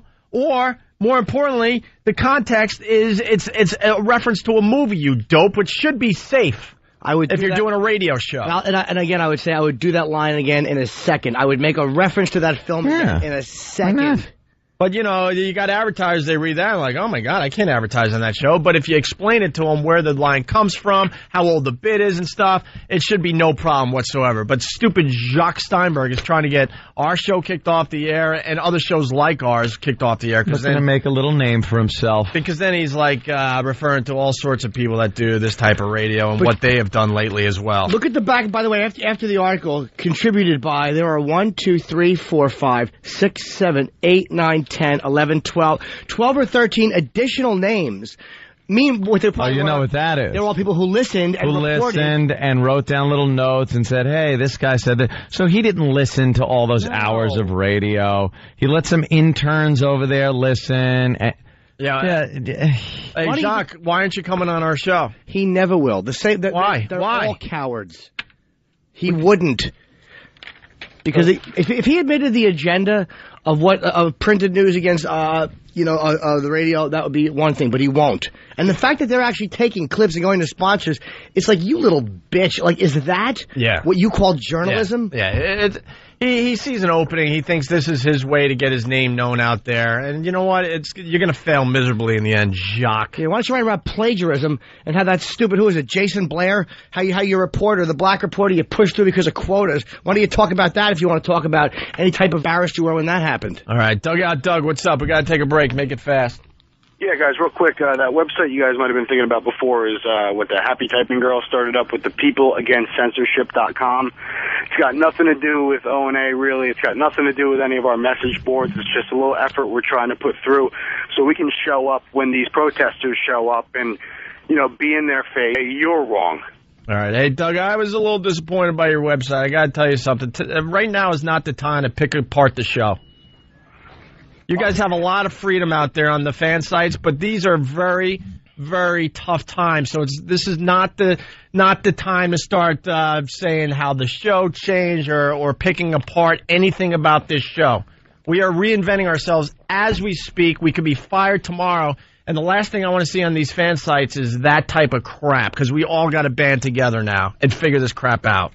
Yeah, I rarely talk about what you guys do on message boards, but that disappointed me because I'm like, man, you guys are usually really smart and understand what's going on. We are sitting here today. We have no idea what we're allowed to say or do with our own radio show. And you guys as fans should understand that right now. Yeah, we actually came to that conclusion, and a lot of people are bitching and moaning, and they're speculating, and it's like, what do you expect these guys to do? They should just say whatever they want, and then when we're fired, they go what happened? No. All I'm saying is we'll figure it out. I rarely talk about what you guys are doing wrong with your websites, but that was disappointing because I'm like, wow, these are tough times we're living in. We went on vacation thinking, wow, our jobs are a little shaky with the Imus thing, and then they basically fired JV and Elvis. I don't know if it's official, but it's not looking good. It's really scary times to do radio right now. So we got to band together. This is the time to band together, regroup, and then down the road you can pick the show apart all you want. I don't care. I really don't. But right now I do care.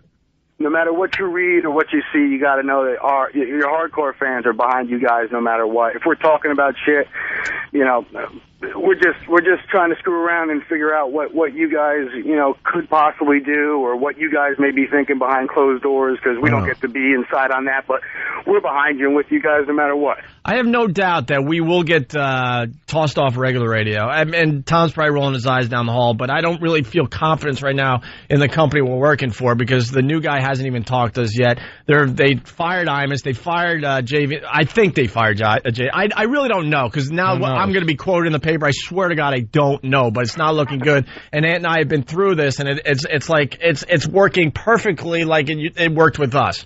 Okay, so we don't have any confidence.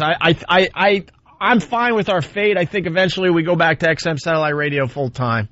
Until someone gives me some kind of boost of confidence.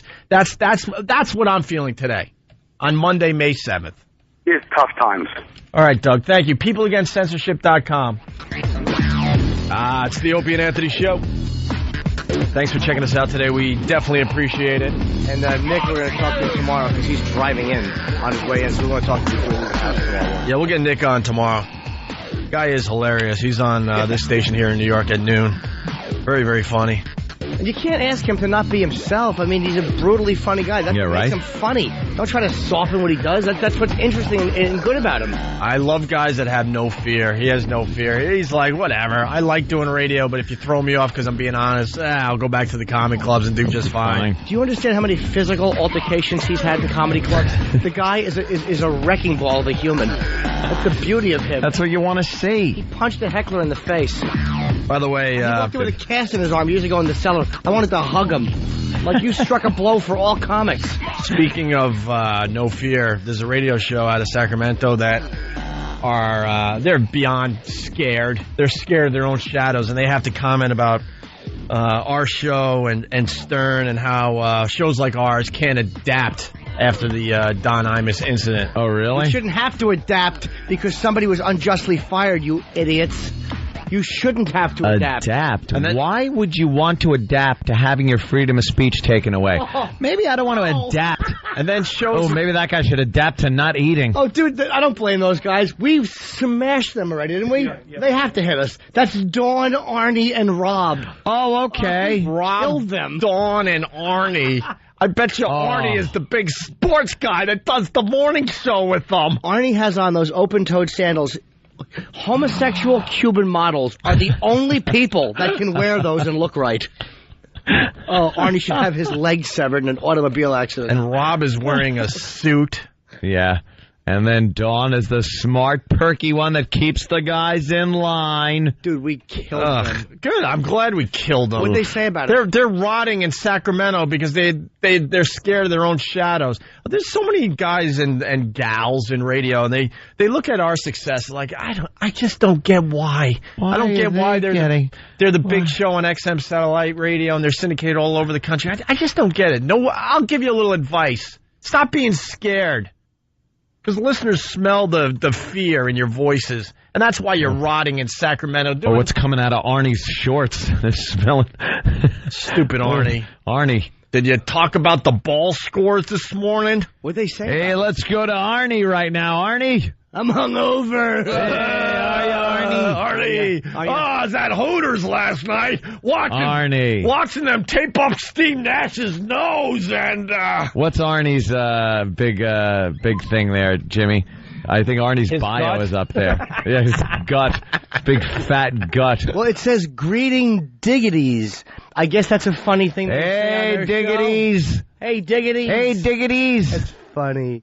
Yeesh. Oh, this guy's funny. He says, greetings and howdy there from the one and only good on earth. If you're God on earth, I can't read. If you're looking for political correctness, reasons to feel good about yourself, or just a happy, fun place, then you've come to and in capital letters it says, the wrong damn page. Well, wait a minute. I thought... That was an exclamation point. Yeah, but I thought they weren't like that. Well, we want to hear what he says because there's more.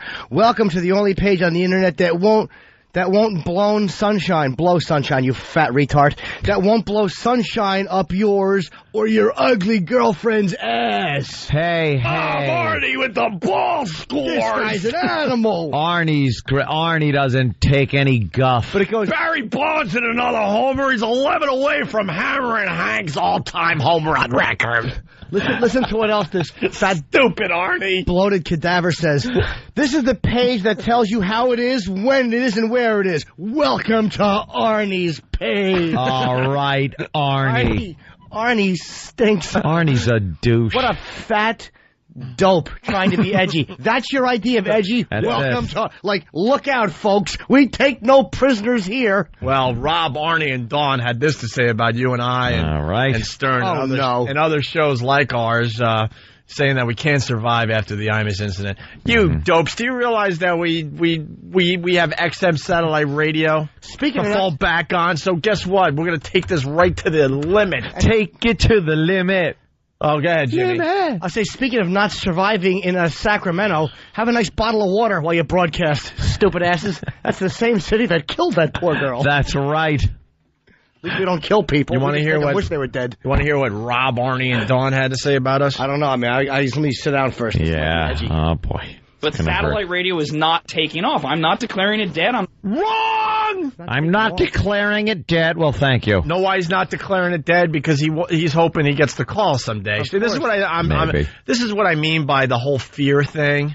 You got to say things perfect just in case maybe that company comes a calling and they don't have a tape of you trashing them. That's why you're going to be stuck in one stupid city.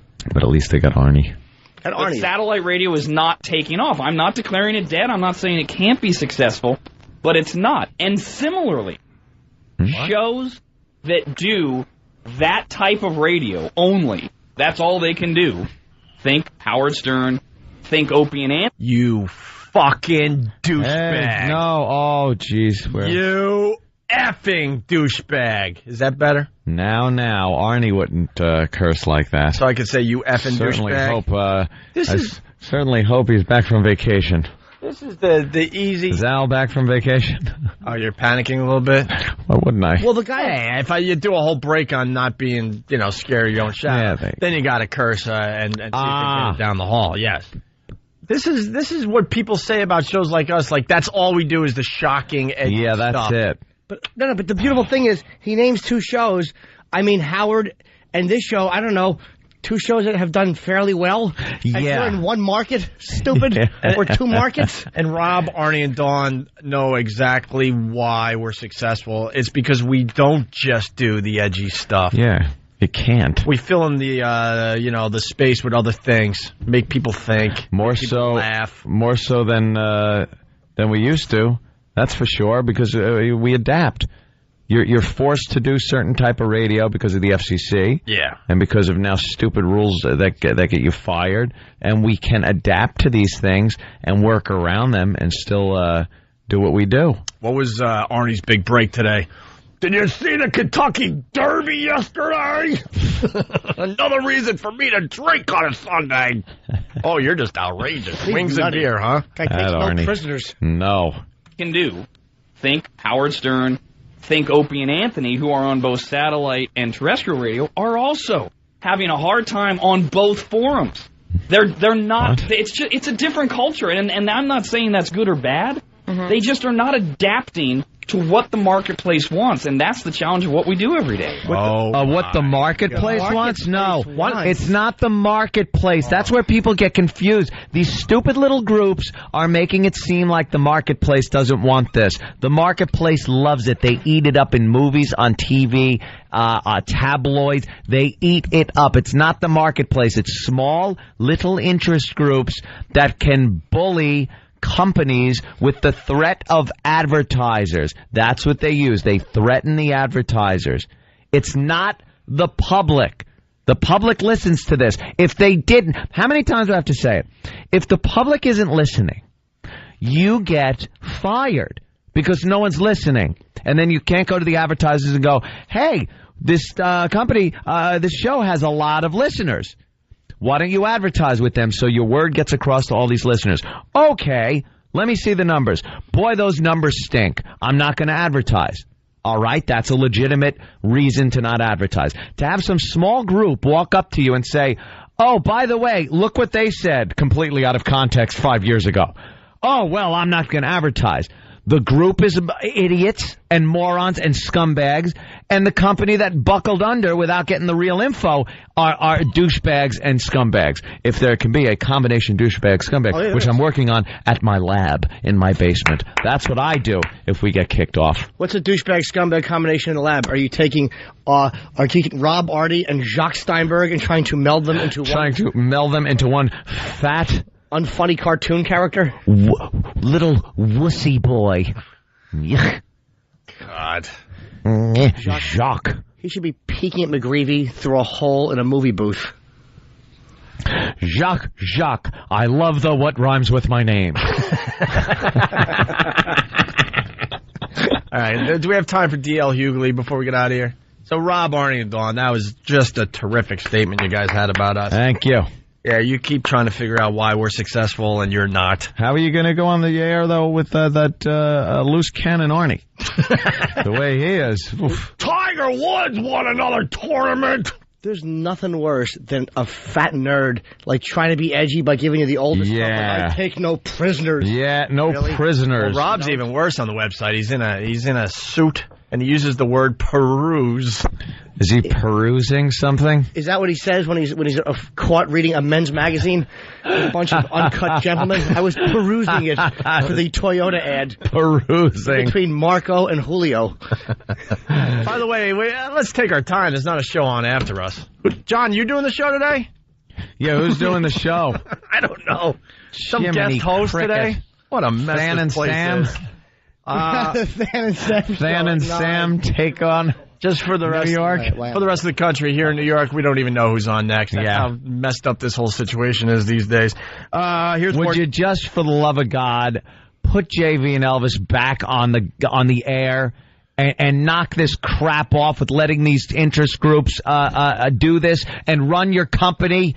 Run your goddamn company yourself. Put them back on the air and knock it off. They said they were sorry. They should not have been yanked to begin with.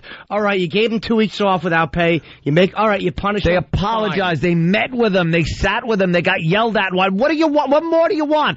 Put him back on the friggin' air. Enough. Run your own company. Don't let others run your company. It's all these same people in the 60s, by the way, who were screaming for free love, man. It's all these same people approaching old age. Hypocrites. Who are terrified of being fired right before they bail out with a nice fat nest egg. Yep. And that's the problem. None of them they don't care about changing it. They're just going to say, okay, anything to keep the job safe. Disgusting. Jimmy, every generation wants to be the last. Thank you. I don't. I want my children to prosper and their children to flourish. Armageddon. I invite it. It's going to be back. And for that person who's wondering, yes, we do care. We care too much. So just relax. We're back live. We won't take a vacation anytime soon. And hopefully we'll be back tomorrow. Who knows? Maybe we said something today that upset a group we don't even know about. And people are like, that's funny. We really don't know. That's how it works. That's how it works in this new age of radio. Jimmy, anything? Dude, if we do get fired, you can catch me this Thursday through Sunday. Caroline's here in the... What? Nice. I wanted to keep it under my hat. Kenny, what are you running over handing me? Kenny, we don't have time for the long length of the paper this sociopath hands me. Yes, we'll plug all that tomorrow. We got to go. We got to go. Cabby's next here in New York. If you're not joining us, have a great day. But we're going off to XM Satellite Radio. We'll see you guys tomorrow. It's Opie and Anthony on XM Satellite Radio. Are we still using the clip that it's too cold to walk? Do the walkover? I'm getting reports from the instant feedback. Are you guys going to be using that same clip in the middle of July? Actually, there's a new apparatus. We walked over to XM. They're going to be redoing this whole place in the very near future. I think in June they start the construction on our new studio. Considering, I guess this will be our home in the near future for good. Who are we kidding? It's only a matter of time. And we walked in today, and there's some kind of apparatus. That thing is supposed to follow us down the sidewalk when we're doing the walkover. With the fucking wheels on it? It looks like... How creepy is that? It looks like the thing that landed... See, Ant would know exactly what I'm talking about. Lunar module. But see, it's just a bunch of dummies now because the smart one is doing production. So I would say the thing that landed on the moon. And I'm texting. Right. Two zilches. Where the fuck is the glue? But I guess that... thing is going to follow us down the sidewalk when we do the walkover. Hold on.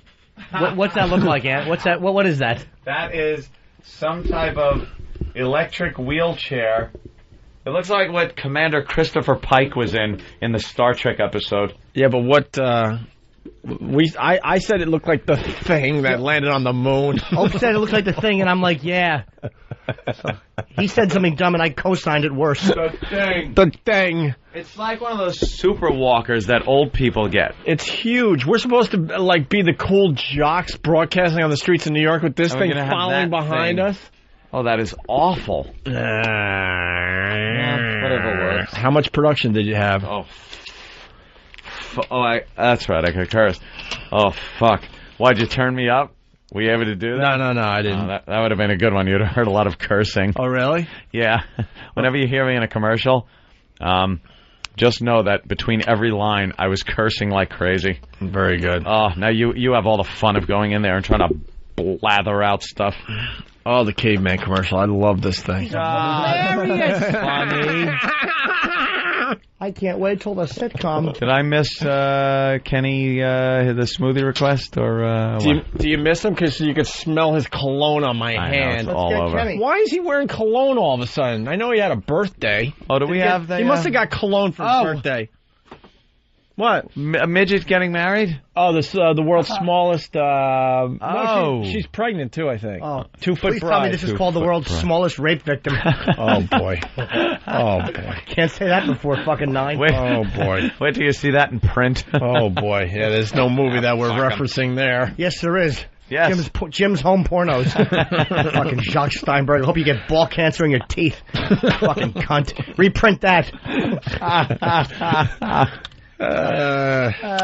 Shit. And at one point today, I don't want to. I love how we play two completely different roles. I would imagine if I was a listener of this show, how much fun it would be. It's to just so to see the transition from one show to the other. Yeah, it's really subtle. I've grown to enjoy the terrestrial side too, because at first it annoyed me that we had to hold back, but it does force you to focus on other shit and kind of talk about different stuff, and then you can come in here and address. I kind of like the fact that we can do it both ways.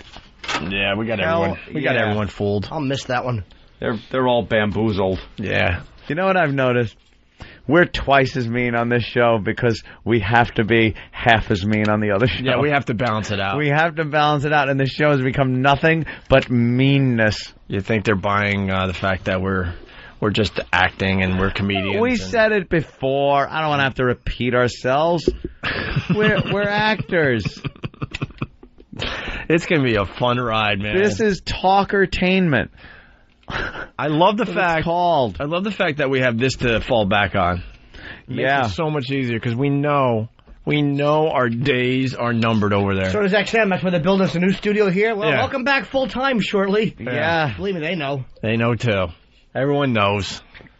Everyone knows because we just started our second year, but they have to decide if they want to continue with us after the second year, and if they decide not to continue with us, they will probably make that decision by the end of the summer. I would say. I'm thinking 3 or 4 months, and then all hell's going to break loose. Who will do regular radio? Who's going to like what type of shows? They are driving. It's got to be very safe music. I don't even think because even political talk like Hannity and Rush, that they get into things. You know, Rush says things a lot of times that could be twisted around. But because those guys are political, they'll survive. Because they can't go after them, but that would be seen as such an attack on free speech. They always look at the humor differently. But if it's too racist, I don't know. We used to think we were safe hiding behind humor. Yeah. You know, who knows? That's why the company is so stupid. This is not the time to fold to special interest groups because you got all this competition. You do have satellite competing for your listeners. You got iPods competing for your listeners. You got internet radio competing for your listeners. So now, like a dude in New York's like, you know what? I would rather listen to this other station in fucking wherever that plays some really cool alternative rock music or whatever. This is the time where you gotta be strong. Well, this is where satellite is being stupid too. Satellite should freaking take advantage. I wrote some emails over the weekend. I'm like, this is something that we should take advantage of. Focus on the fact that there's uncensored talk on satellite and stop with the fucking music obsession. People like the music features, but they can get that on an iPod. They cannot get uncensored talk on an iPod. I'll tell you why they won't go that route. Because it's backing themselves into a corner. Because if someone says something on this platform that they deem hurtful in a way where an organization makes a lot of noise, then they're going to have to do something. And then people will be, wait a minute, I thought it was uncensored and free, and, you could say whatever you want.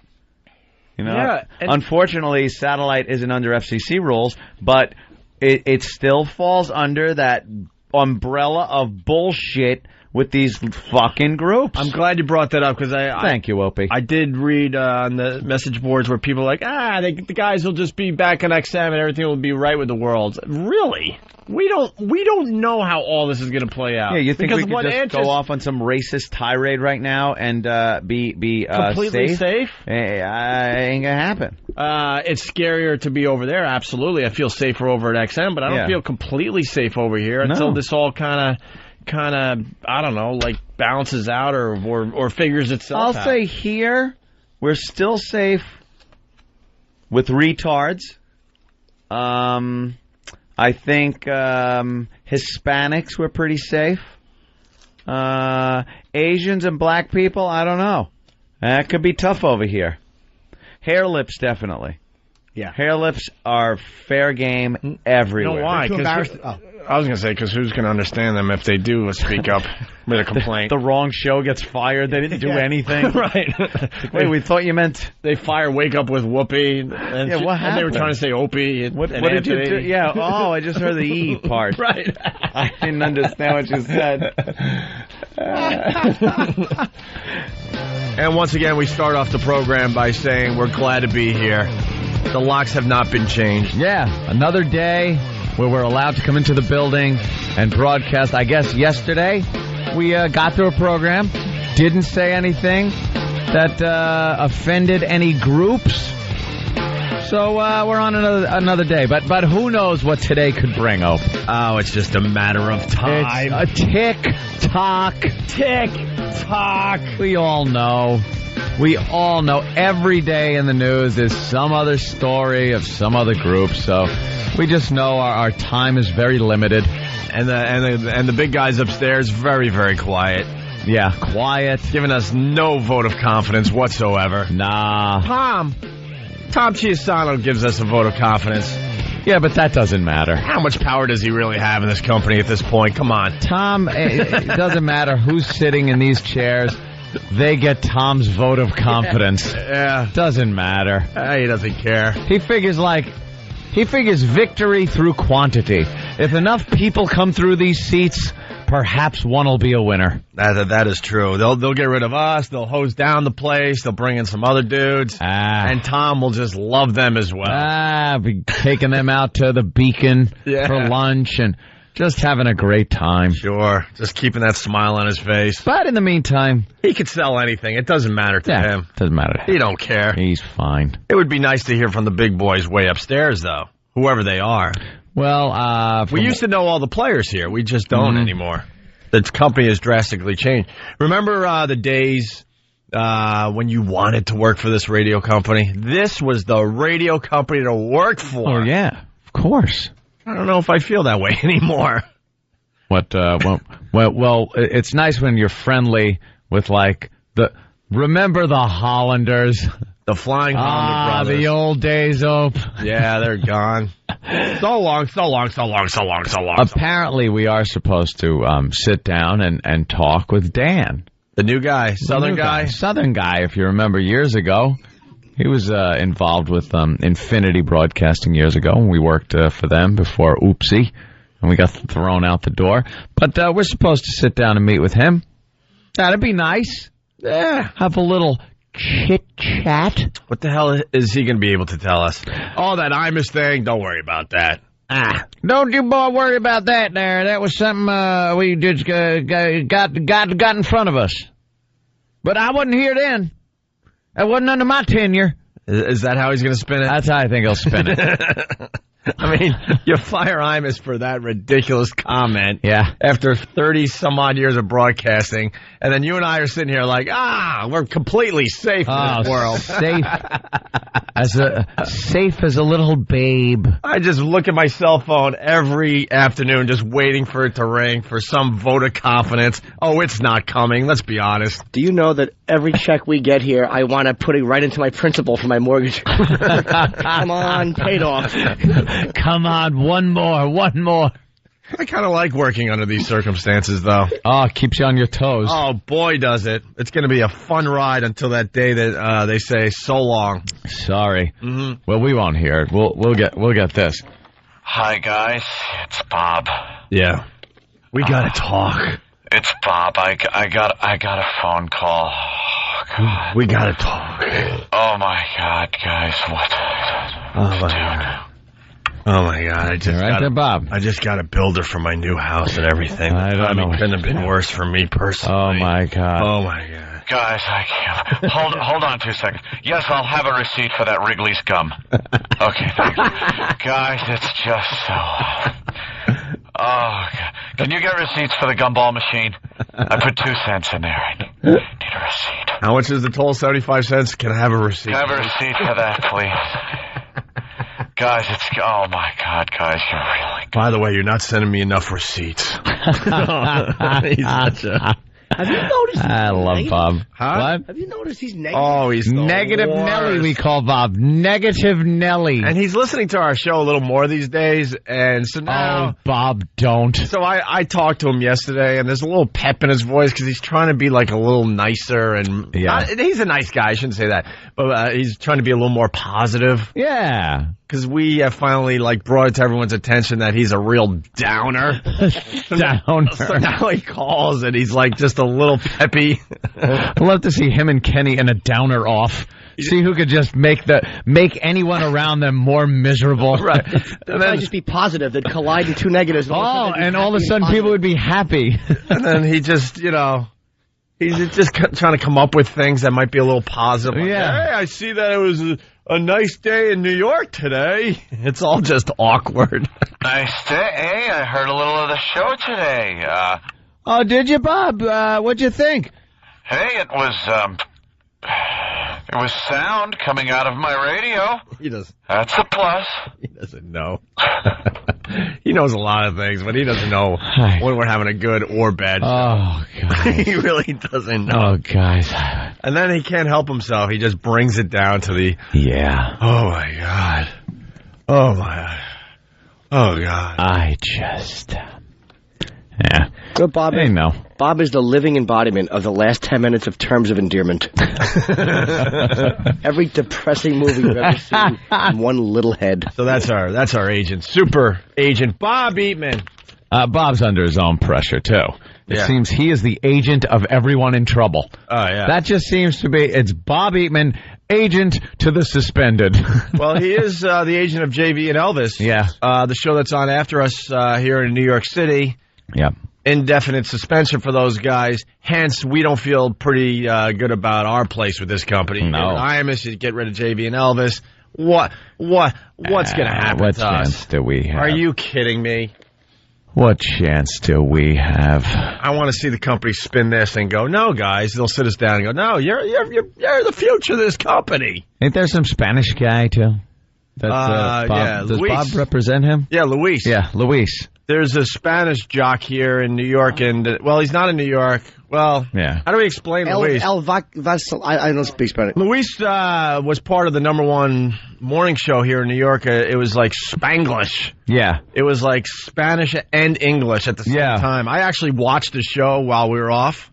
You know, for those 2 years, I went in once to watch it. It was beyond amazing how ridiculous it was. They went from Spanish to English and back and forth like it was nothing. Yeah.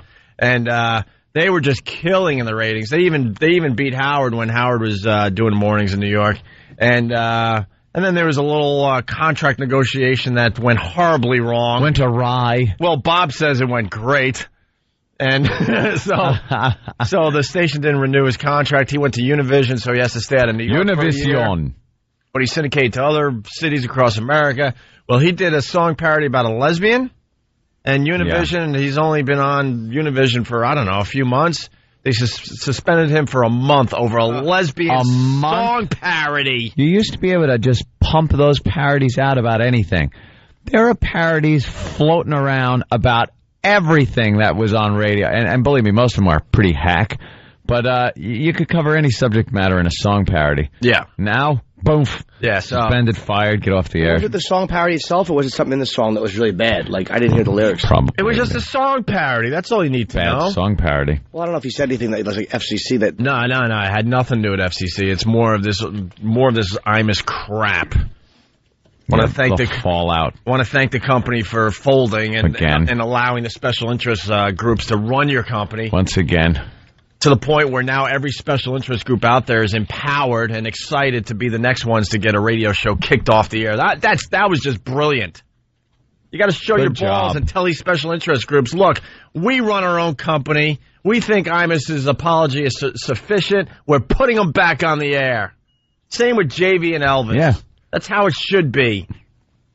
That'd stop him at least. If you don't do that, then we're all screwed. Mm-hmm. You try to do a radio show. I didn't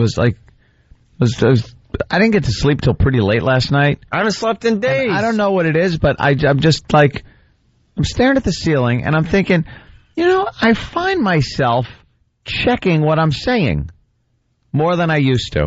It used to be pretty natural where I knew what to say and not to say. I could ramble off on a subject matter, and people are always saying, how do you guys keep from cursing on FM when you also do a show on XM? And I go, it's easy. It's like a switch. You can just turn it on and off, and that's it. Yeah. Very rarely one of us will slip, and it's really funny when it happens because it's so rare. But it's like a switch. Now I'm sitting here, and I find myself like during the entire show, we start talking about a subject, and I'm checking myself to the point where the timing isn't right to jump in on a joke, or I don't know if I should say that, and it's just taking all the balls out of radio. Yeah, and I blame fear. I blame the company. Not the smartest thing to say today, but I blame the company. You got to support your radio shows. You got to tell the special interest groups, we're taking very seriously what our radio show said on the air, but we think an apology is sufficient, and we're going to move on and put them back on the air. I'd love to comment on that. I'm just watching the news, and I'm like, God, I'd love to comment on that. I don't think I can. No. I don't think I should. Well, that's why we need a meeting with Dan Mason and a meeting with this company. We want to see where we stand. We want to see if they're going to support us if we slip up, because that's what it comes down to. One lousy slip up and your entire career is effed. I blame some of these some of these sponsors too that pull out. Blame some of them. Why the hell? What is this? A fake morality that they instantly dump a show based on somebody's interpretation of what was said without a context, or like instantly. A group just has to send off a letter. They said this without any context or anything, and the advertiser goes, I'm pulling my advertising from them.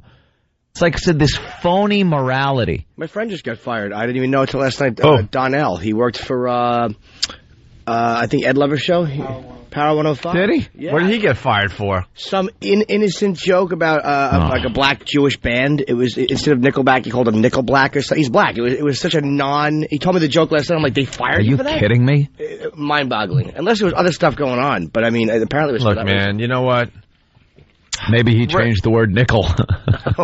So he's black. I know. A black guy's still allowed to say that word. Nah, not on the radio, apparently. Even that, they're trying to...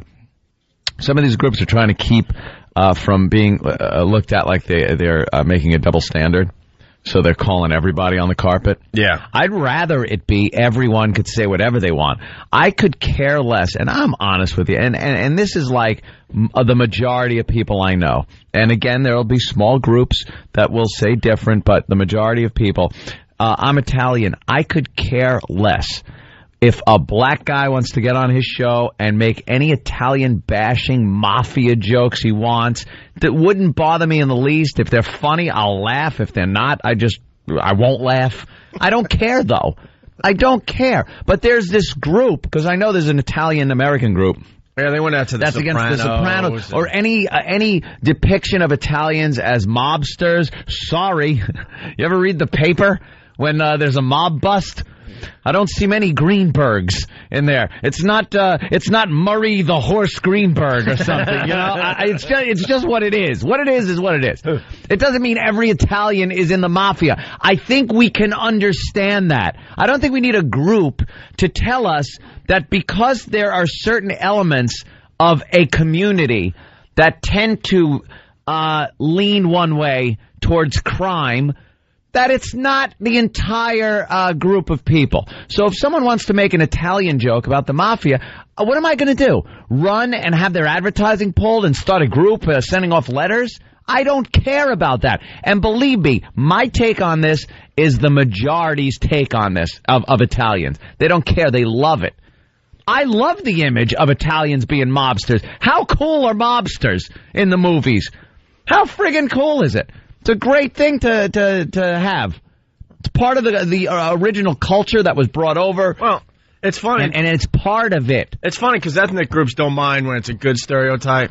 But a lot of people don't see that as a good stereotype. I see it as some kind of you watch movies like Goodfellas and But that's what I mean, Casino. Where it is kind of a good stereotype. Yeah. You see these cool gangster movies with the mafia, you're like, that's kind of a cool stereotype. A lot of the hip-hop guys. Badasses in the movie. A lot of the hip-hop guys have taken, embraced that whole mafia attitude and stuff. And it's like it's kind of a cool thing, this underground kind of bad, cool thing. Right. I don't care if you want to depict Italians like that in humor or in drama or anything else. It's fine.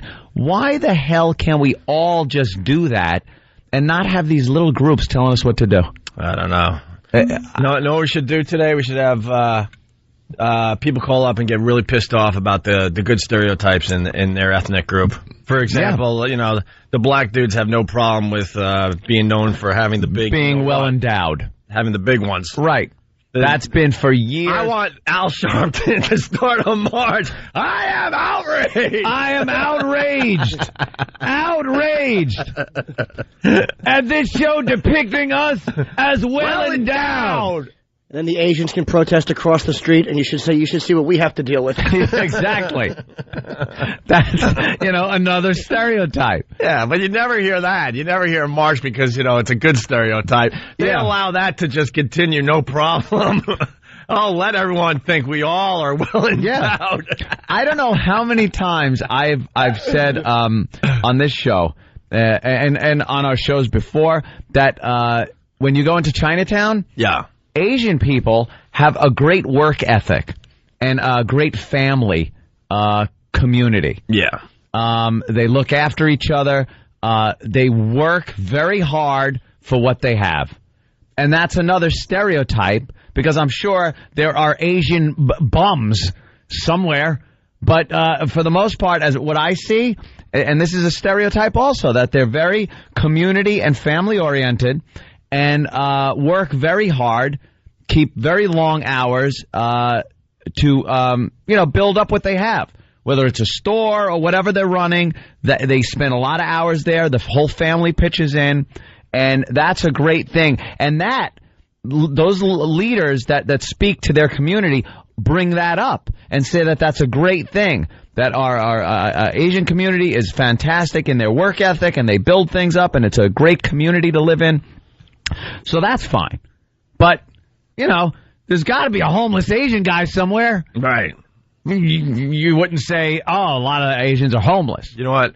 Speaking of that, I don't even know if I was going to say allowed. We're allowed to do whatever the hell we want. There's consequences. We're allowed to do whatever we want. It's just a matter of how we'll be thrown out the door once we do it. So then we have to kind of figure this out. But I swear to you, this is real.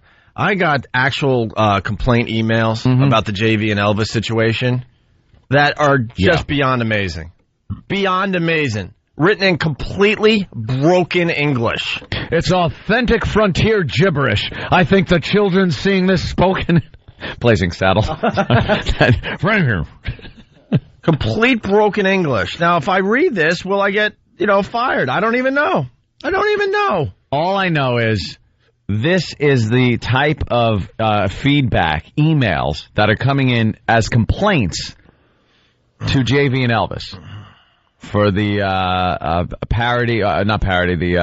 prank call thing that they played that got them thrown off the air because it was to an Asian restaurant, and they made some Asian stereotype speech pattern little thing that they did that has been a joke in the schoolyards for years and years and years. But that's what they did. That's what got them in trouble. And some sexual remarks that were made. But again, in the scheme of things, if you can't switch the R and the L, which is what they do in a parody of an Asian voice, we all know it. If you can't do been that, done in movies, been done on TV. But you do it on radio, all of a sudden, all hell breaks loose and you should lose your job. It's just silly. Well, then I'll tell you one thing: they should run to lynch Jackie Chan because he's one of the biggest offenders of ridiculing Asian people ever, as far as the way they speak. And that's all he does is talking broken English. Talking this broken English, and then you make fun. The people in the movies make fun of it. What he's saying, it's just. Look, I think it's safe because this is an actual email that someone wrote about JV and Elvis. I got it. I can prove it's an actual email. This is not us writing a bit because we don't write bits. We don't do anything for this show. Yeah. Just turn the mics on and go. Let's be honest. So don't think all of a sudden we decide to write a bit here. And Than, could you please spell break the right way? If the camera picks that up, we're in trouble. Exactly. It's nothing racist. He spelled it B-R-A-K-E. A-K-E. Oh, do you stink? Oh, you went to go get him on a spelling error, and you couldn't speak. Well, here you go. The Irish stereotype. Now, remember, JV and Elvis on a indefinite suspension. Right. Probably will get fired. We're just trying to be funny and entertain their audience. Yeah. That's it. That's what we try to do here. There was no hate behind their bit. They were just trying to have fun. Obviously, it's someone else's expense, but Who has decided that's wrong on a radio show? By Again, we're held accountable. We're held to these higher standards. Who has decided that is wrong? We're held to these standards in radio that other people in TV and other mediums that come out and say it's a comedy show aren't held to. For some reason, we are. Everyone on the radio is a newscaster. Yeah, someone has decided that radio should not be mean. It should be all nice. It should be all 2 for Tuesday. Well, we're characters. And your phrase of the day that pays and all that crap. Yeah. So this is an actual email. I think we're safe just reading it. This is someone that's very, very, very pissed off at JV and Elvis for the prank call they did with the computer voice to the Chinese restaurant. Here's the type of letters. I swear to you, I'm reading this word for word. Yeah. JV and Elvis, why has not Cho killed your 2 sons of the bitches? Uh-huh. White trashes. F each others. Greet to your mothers.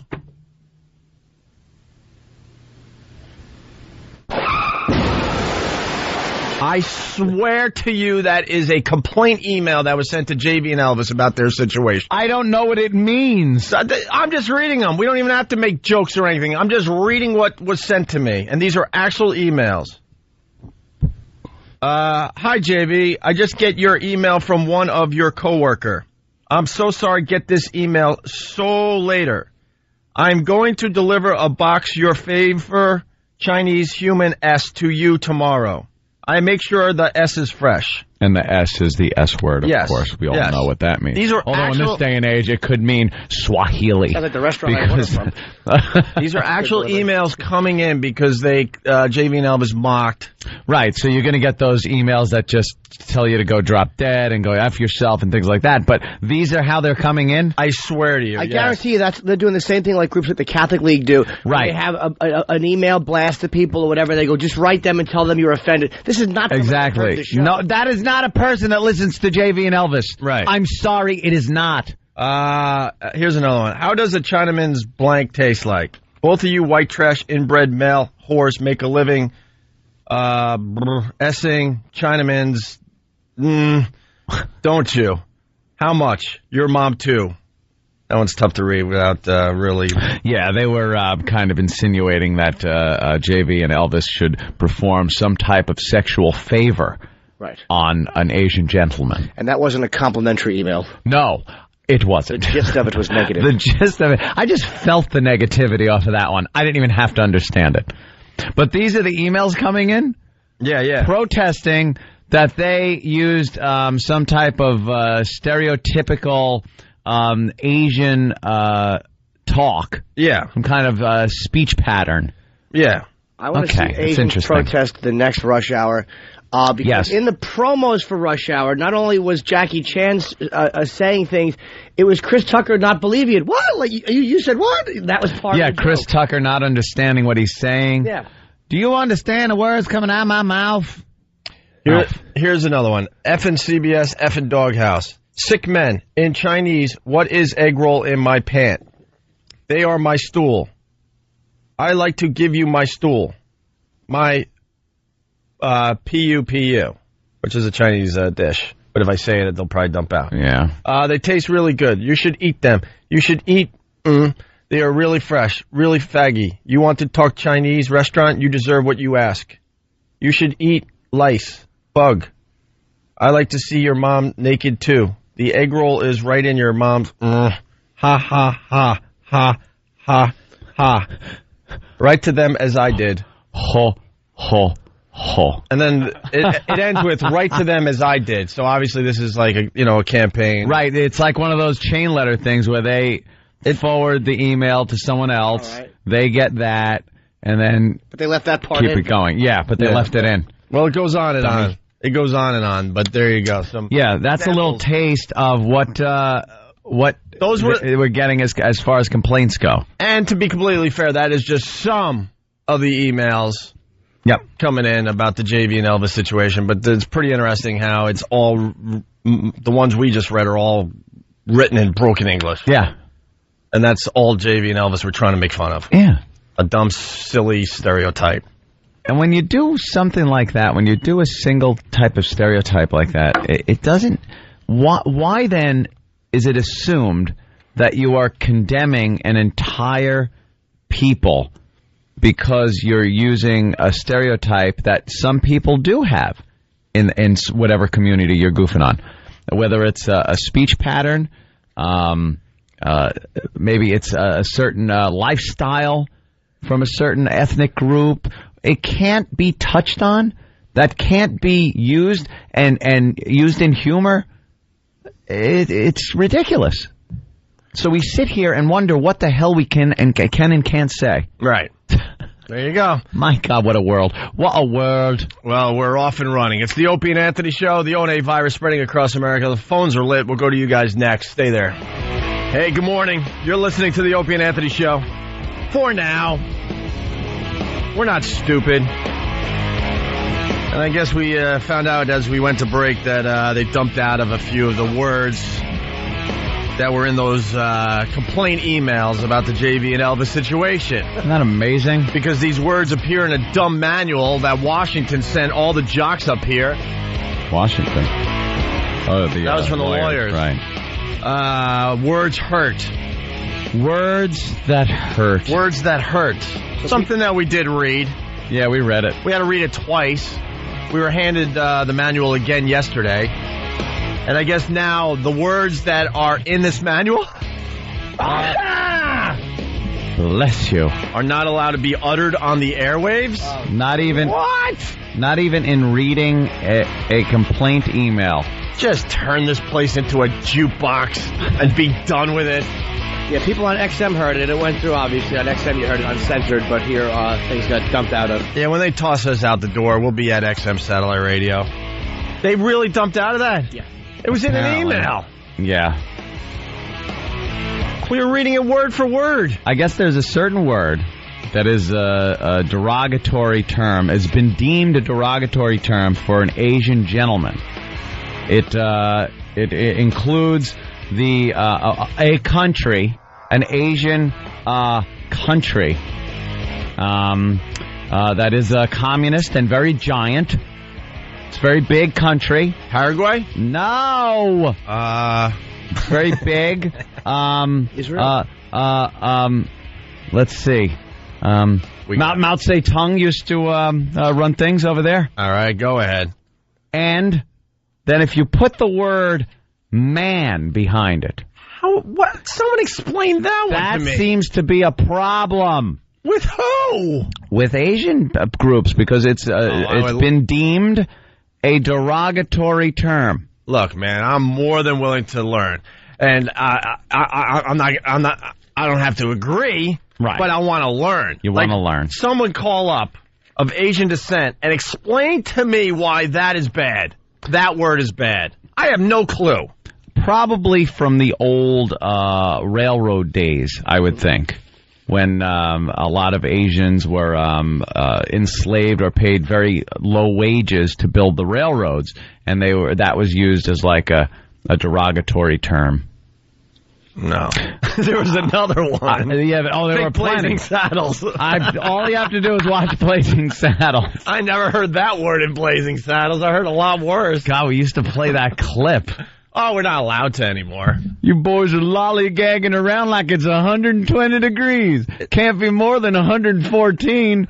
The guy falls down, and the line comes out. That was in a movie. That's okay. That's the point we're getting at. So you could do that type of thing in movies. You could do it on TV. Well, that was it. But if you do it on radio, where we're trying to do the exact same thing as movies and TV, we're just trying to entertain people as they go to their lousy jobs, maybe get a chuckle, maybe make them think a little bit. It's not allowed to happen. Why? Someone explain why.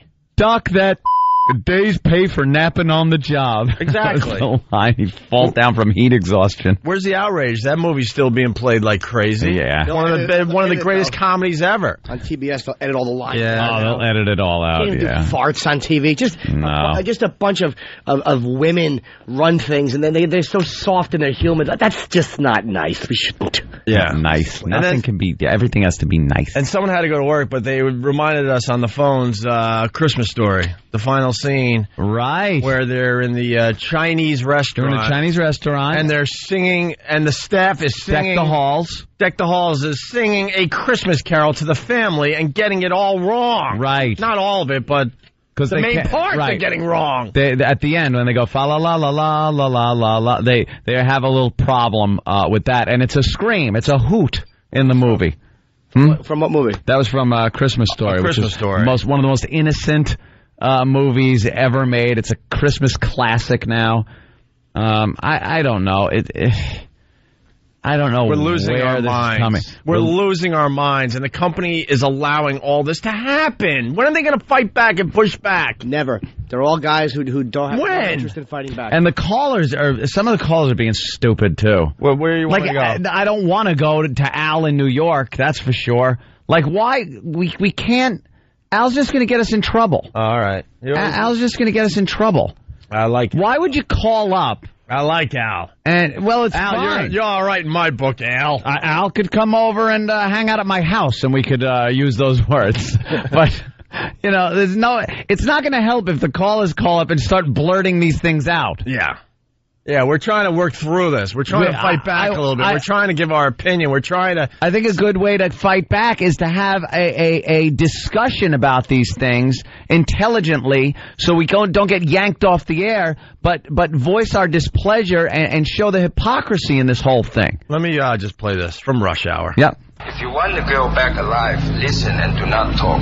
The drop will be made tonight, 11 p.m. The amount will be $50 million. $50 million? And who do you think you kidnapped, Chelsea Clinton? Detective James Carter loved his job just a little too much. You destroyed half a city block. That block was already messed up. And you lost a lot of evidence. Still got a little bit left. But the job got a little too dangerous. You have 29 minutes left. I got everything under control. I want to speak with my daughter. Now it's time to bring in the master. Please tell me you speak English. Do you understand the words that are coming out of my mouth? This was a massive movie. I don't have to tell anyone. $100 million? I don't have to tell anyone how huge Rush Hour was. And right off the bat, they're beating up on the blank man. Right. The blank man.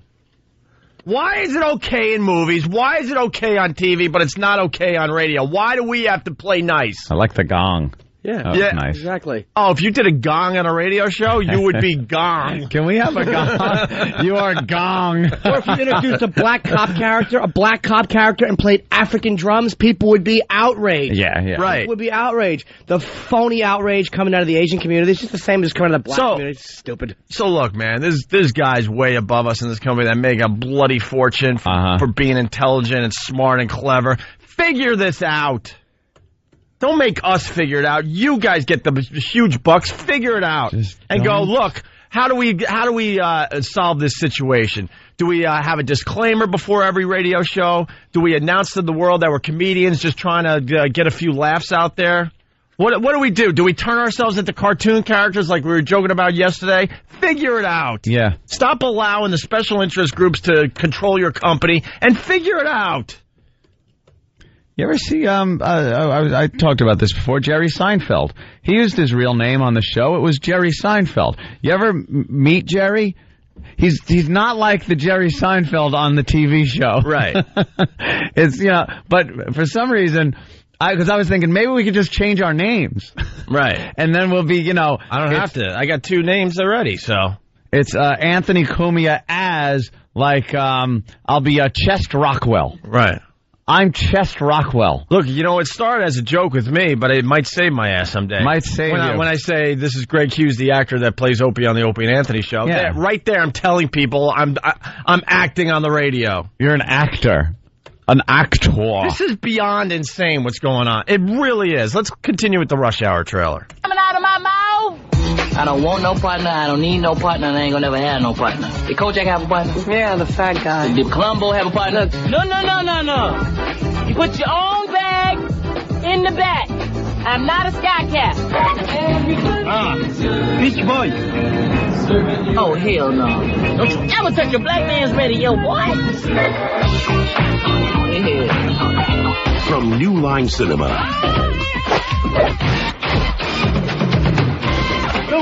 the fastest hands in the East. Wow! Meet the biggest mouth in the West. Jackie Chan. I can't hold it anymore! Just hang on, man. I'll be right back. Chris Tucker. FBI, take a picture. It's okay. Wait a minute. Rush Hour. We can hang my crib. I will show you my hood. What the hell did you just say? Now, we can get better examples, obviously. But There you go. But, obviously he stunk can't except for the understand fact- us. What did you just say? At the end. Yeah, playing the fact that he's... And then, speaking, once again, the with positive accent. stereotype that all Asians are unbelievable with their hands and know all sorts of karate and other freaking forms of the martial arts. The martial arts. You have no problem with that, allowing that stereotype to continue. No problem, right? Because it's a positive one. It's a good one, right? Well, he's a huge star. I mean, he's way bigger in China than he is here. I heard girls were committing suicide when they found out he had a girlfriend. I mean, they Really? Yeah, I mean, he is Yeah, a I came massively close. famous I almost guy. jumped. I was very upset. I didn't mind, though, because he seemed like the type who would swing. Let's go to Ken the trucker. Ken, what's up? Hey, what's up, guys? How y'all doing? Hey, man. Hey, I'm telling you what, man. I'm embarrassed to be Asian right now. Are you? People need to shut up. Get over it. My mother's been in this country for 30 years and still has broken English. Get the fuck over it. Oh. Well, let him be. He's a little outraged. So get the F over it is what you're telling the Asian community, right? Take a joke, right? Yeah, you know what? We don't care about the Asians enough to, spend every day talking about you. It was a throwaway thing that JV and Elvis did, just like what Imus did. It was a throwaway thing, and he was moving on to other targets, including himself, because that's what you do with a radio show. Right. No one cares about your group that much where they're going to, just go beat you up every day, day after day after day.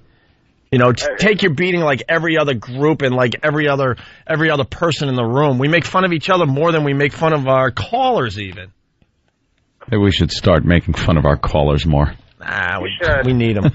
All right, Ken, thank you. All right, thanks, man. Keep it up, guys. Yeah, we're trying. Yeah, again, most of the people in any of these ethnic groups that have these little organizations don't care. It's like I was saying before, I don't care. I love a good Italian joke. And I don't know an Irish guy that doesn't like a good Irish joke, doesn't tell him, But for some reason, you get a group and they represent everybody. I got a little Polish in me. Yep. I've heard my share of Polish jokes. Doesn't bother me in the least because I know I'm dumb.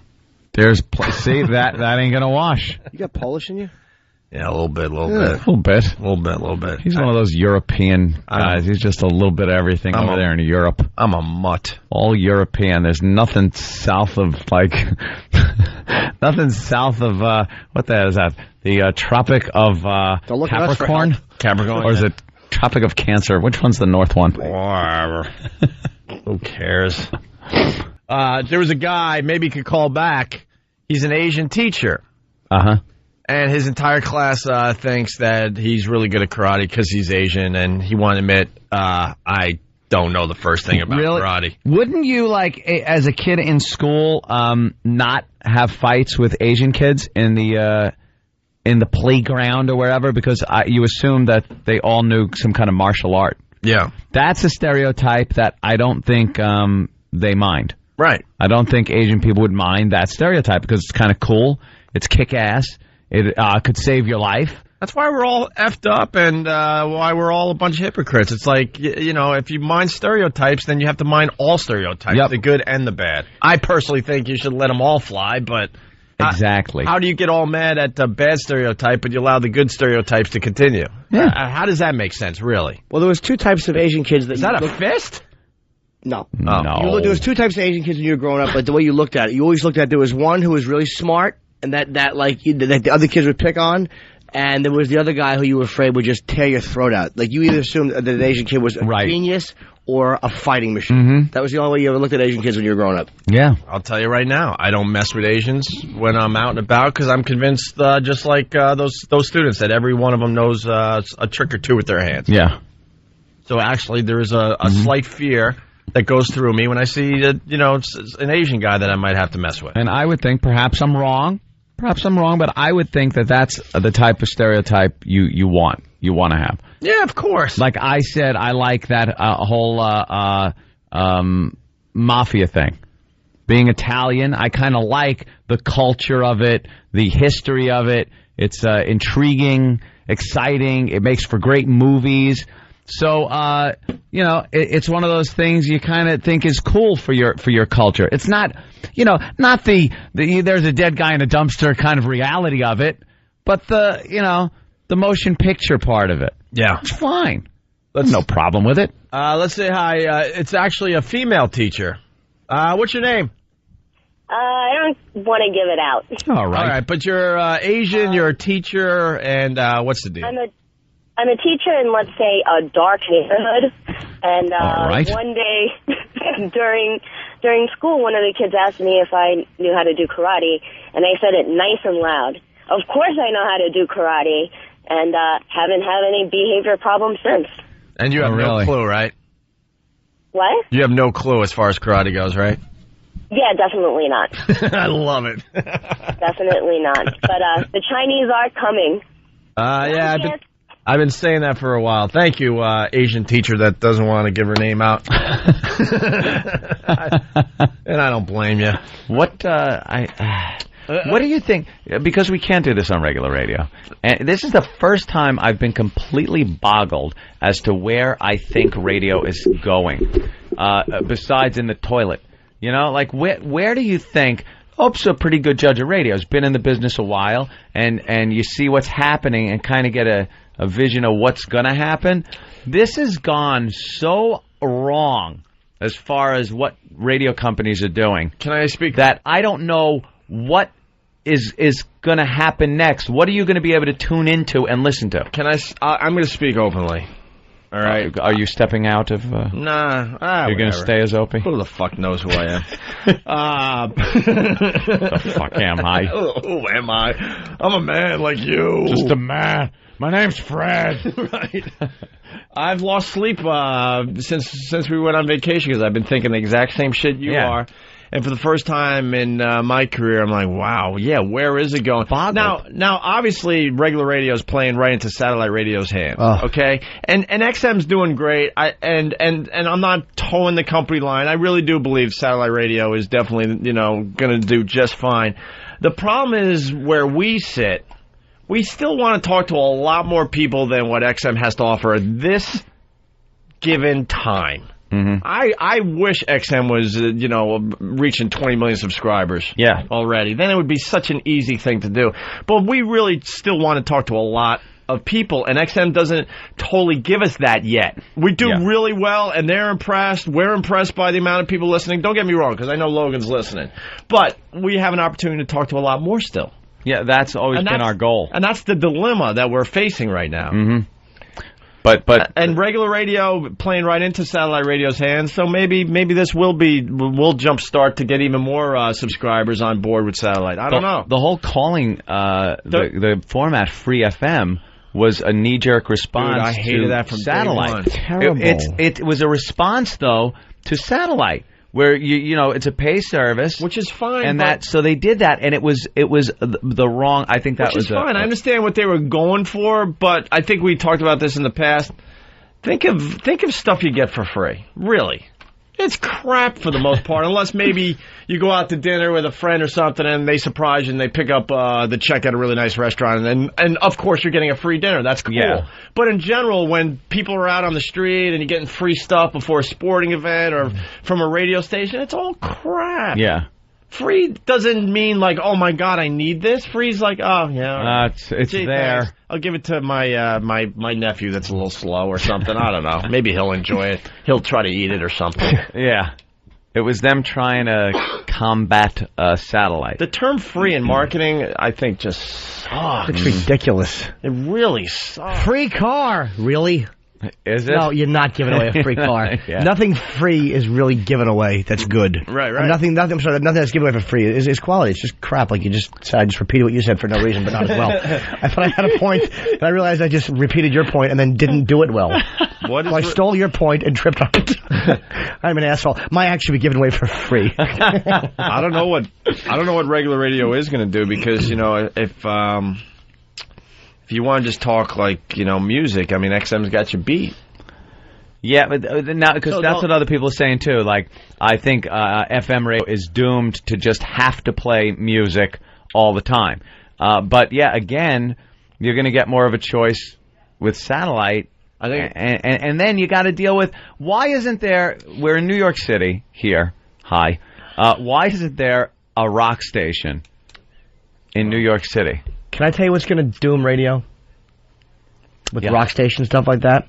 The minute a car comes out with a very easy iPod attachment. They don't have the one, you can buy an attachment, but they don't have them completely convenient. But as soon as one comes out, like, look, a little place for your iPod right here in the dash, plug it right in. Radio is and it's fucking integrated finished. Right there into your sound system. Just finished. They're just stupid. They don't understand their competition. It's like, all right, you're going to shut up shows like us more and more as we move on here.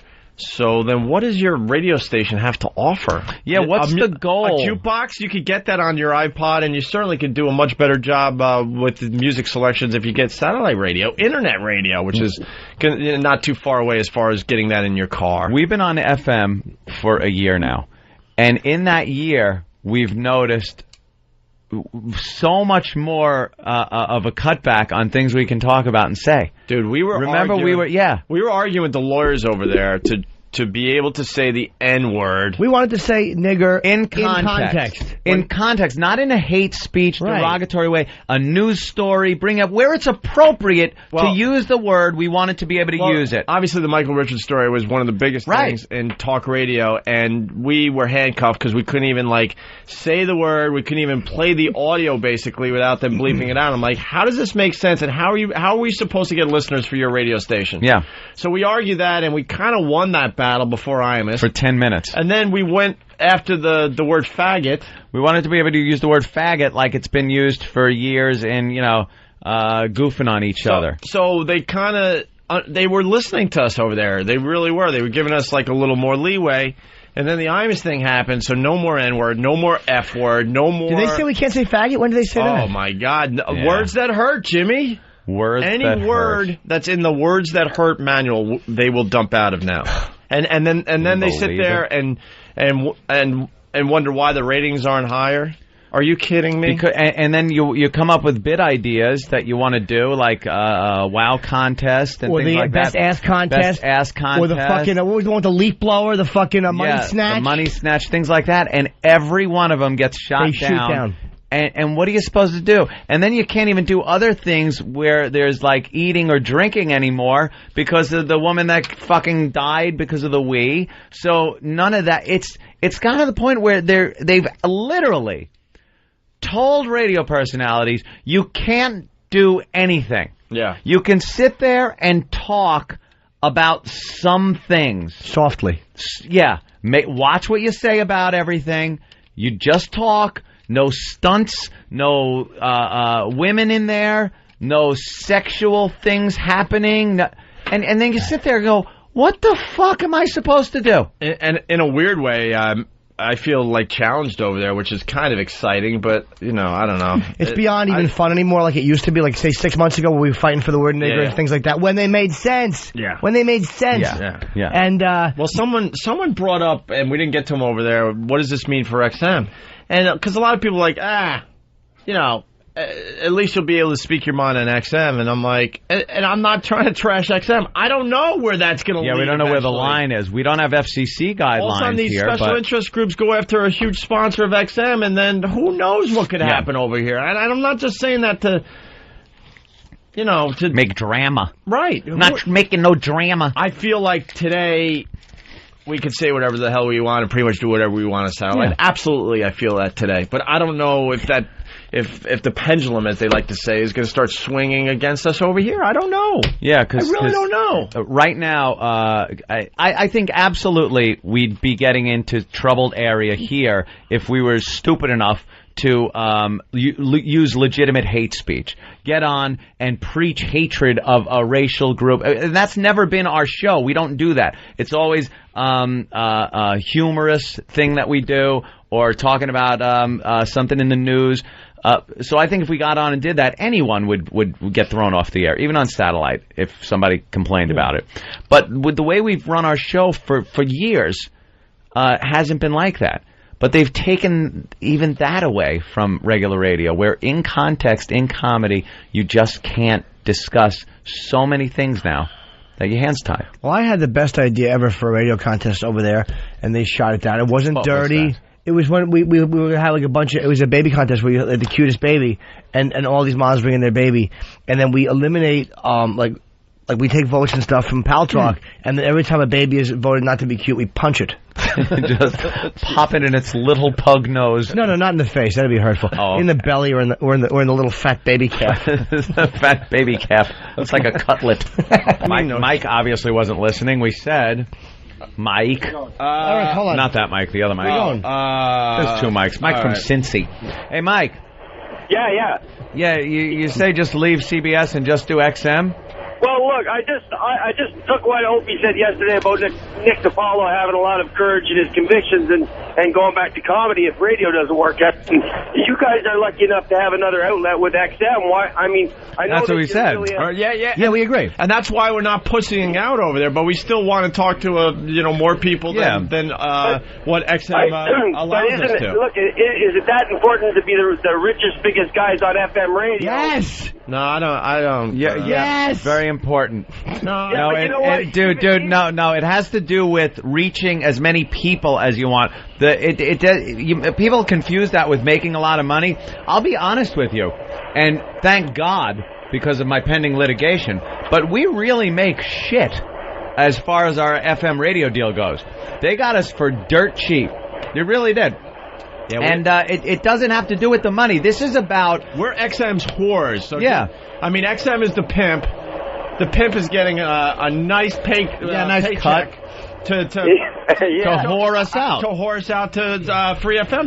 That's exactly what's going on. The goal is to reach as many people as you want, no matter what your art form is. And believe it or not, this drivel we deliver on a daily basis is some form of art. It's whenever you do that, you want to have as many people as possible enjoy it. Yep. So that's why we're on FM radio. We have. But what I did want to say too is we're also helping our own futures by going on regular radio. We're turning more people on to satellite radio that wouldn't be turned on to it unless we did have this deal. So we're already preparing for our future, because when we do get kicked off eventually, a lot of those people will follow us to XM. Like people who like this show will realize, I could hear 2 more hours of it, or hear it in the afternoon because I'm only getting 20 minutes of drive time in the morning. Yeah. So even if we're still on terrestrial radio, people can go, I want to listen to the show later in the day. Okay, let's do the rest of Mike's point. I think if you blow it up big enough, like you did with Menino or you did with St. Pat's, it'll turn out being a huge commercial for XM, and people will gradually, not quickly, but gradually come over there and listen to you anyway because of the big way you blew it out. And even I'm just saying. Or we just get fired from everything. Yeah, Mike, do you understand XM could have a problem with that? Yeah, we got to watch out. You understand that we set out over 2 years and XM was still very scared to hire us? It wasn't an easy, all right, great, we would love to have you. They were really scared, and they had all sorts of protections in place. Remember that we were a premium channel and all that? That was just to protect the company. But I think you can still do something that's over the edge on FM and keep your gig at XM. Eric Logan would probably be rubbing his hands together thinking it's just a big commercial. Like if you did like Honest did, I don't think XM would fire you. Right. All right, well, we've had a year of being able to promote the fact that we're on XM, and we want to continue that for now. So. Well, yeah, I do like that. I think that's a good business move, being able to advertise XM so much. But I don't know, it's just a little frustrating as a listener to hear you guys pitching and moaning all the time when you kind of accepted the deal. You basically just said yourself that the deal changes every day, my friend. Change a bit, man. Absolutely. That's why we're kind of bitching and bringing it to everyone's attention. And it's not all the time. We're still doing. Listen, before I forget, a lot of times I don't bother listening to the replays when you guys are on vacations and that. But last week I listened, and you guys were playing the Waterhead with the cooking show. And I got to tell you, man, that was some of the fucking greatest riffing. That was awesome. There were some other things. It's just fucking, man, it doesn't matter. Sometimes what do you like about the, what was it, the Waterhead cooking show? Yeah, the Waterhead cooking show, and he was cutting up a cucumber. Oh, yeah. What did you like specifically about that bit? I'll tell you. Jesus. Has he learned nothing? Nothing. Oh, my God. God, I love that. Who was the phone call from? That was the same call you got. Yesterday? The radio thing. Yeah, what's Talk of the Nation? Oh. They want us on? NPR show. Ew. A lot of people. I thought it was network TV. We'll sit there and go, let me... No, we have to talk in a... Remember when we went... Light voice? We had to promote that we're coming to XM on, I guess was it NPR? I don't think, because XM has, like, Bob Edwards, which is their NPR, I think, or whatever, however. Yes, Bob Edwards. It was the most boring interview ever done. Yeah.